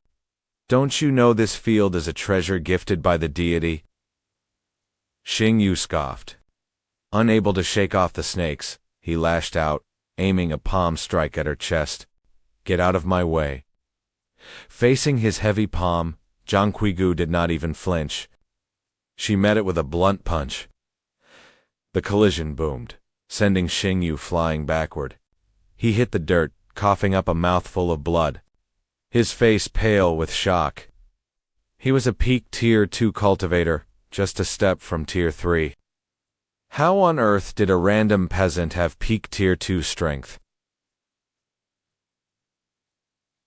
Zhongquigu dusted off her hands. "With those pathetic skills you dare to run wild in Prince City.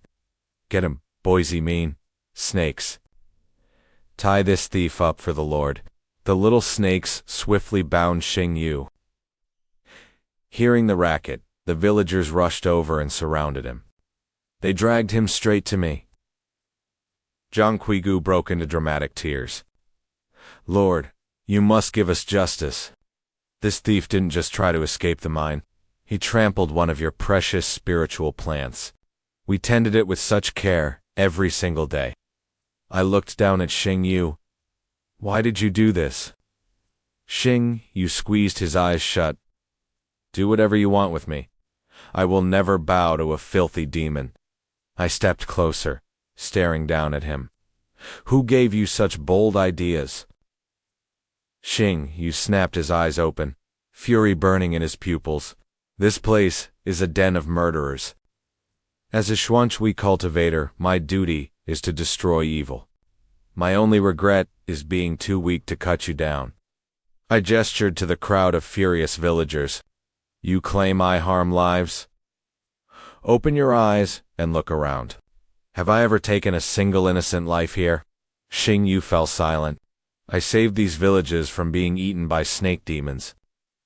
They worship me because I sheltered refugees and gave them a home. I wiped out the local monsters to bring peace." I paused, looking at him.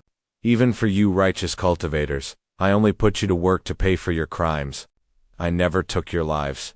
The villagers stared at Xing Yu with pure disgust. His face flushed red with embarrassment. "Bullshit. You're just a smooth-talking demon. If you hadn't brainwashed them with dark magic, Why would they ever serve you? You dare claim you never harmed anyone? That Baiyu City's fall wasn't your doing? I shook my head. Baiyu City was Baiyu's doing. Now that Jian Weishuang absorbed him, I will bear that karma. But as for the original residents, they are all living quite well in Wangsi City now. My words left Xingyu speechless. Once again, his lips trembled. You must have used some wicked spell to brainwash them, using illusions to make them serve their enemy. Hearing this, my smile grew even more sinister. You're right. I do have that power. What would you like to try? A dark glint flashed in my eyes, and a bone seed sank into Xingu's forehead, leaving only a faint chill. He felt absolutely nothing else. He stared at me warily, unsure of what trick I had played. But in the next second, voices suddenly echoed in his mind. Escape failed. I'm dead. Nobody's saving me. The city lord has abandoned us. The glory of the Xuanshui Guard is just a joke. These voices ravenously devoured his consciousness. His eyes glazed over as cold sweat drenched his forehead. That is not true. My voice echoed in his ear. Tell me your real purpose. Why were you so desperate to escape? Confess, and you can live. Xingu's tense body suddenly slumped, his eyes completely losing focus. I must escape back to Lantao City to report to the city lord. Baiyu City was just on the way. Our mission is to investigate a bizarre poison spreading across counties. The victims die horribly, completely stiff with bronze skin, like temple statues. We tracked it for months, and all clues point to the evil fiends of the dead man's forest. As those last words left his lips, Xingyu passed out completely. The moment he fell, ghost fires dragged him into the secret realm's prison. I stared at his clues, watching the dark death energy swirl. Stiff, bronze corpses, a trans-county poison, and clues leading straight to the dead man's forest. The force behind this was far more dangerous than Baiyu and the door-knocking ghosts combined. Inside Wangsi City, the lights burned bright. Tomorrow, Qigu directed the Black Snake to repair the trampled spiritual plants. As blood Bodhi vines glowed in the breeze, inside the Baihao mine, paper dolls mined smoothly. Sugyuan's labor echoed, while outside the city, Shen Putao and Honglin swept away the remaining demons with their followers. Jian Weishuang's armor gleamed under the moon. Nearby villages surrendered, pouring faith into my evil god panel. Yishu scurried over with braised snake, muttering, "This strange poison sounds like a hassle. Should Master Rat investigate?" I smiled and shook my head, my bone avatar solidifying behind me. No need. This is the perfect chance to test my new powers. With a tap, bone seeds flew into my scout followers' minds, deploying them to scan the entire city for poison trace. Any suspicious contact had to be reported immediately. The tier in the living dead realm was still expanding, though Shikan Village's door-knocking ghosts was already cleared by Jian Wei. Soul materials filled the warehouse, yet it wasn't enough for the next level. Meanwhile, news came from the Huangsha Den in Kushi County. Another door-knocking ghost source seemed linked to this poison. I stood atop my bone altar, my domain spreading over the entire Wangsi City. As my believers' prayers forged immense power, the Golden Buddha prophecy, the invading Shigu beasts, and now this toxic mystery. The world's secrets were unraveling. I commanded in a deep voice, "Spread the word." In 3 days, we march on Lantao City. Since they delivered this clue to my door, I will crush their nest and bring all of Qiandao County under Wangsi City's rule. The altar flared as a new sacrifice counterticked. This evil god's path of conquest had only just entered an even more perilous chapter.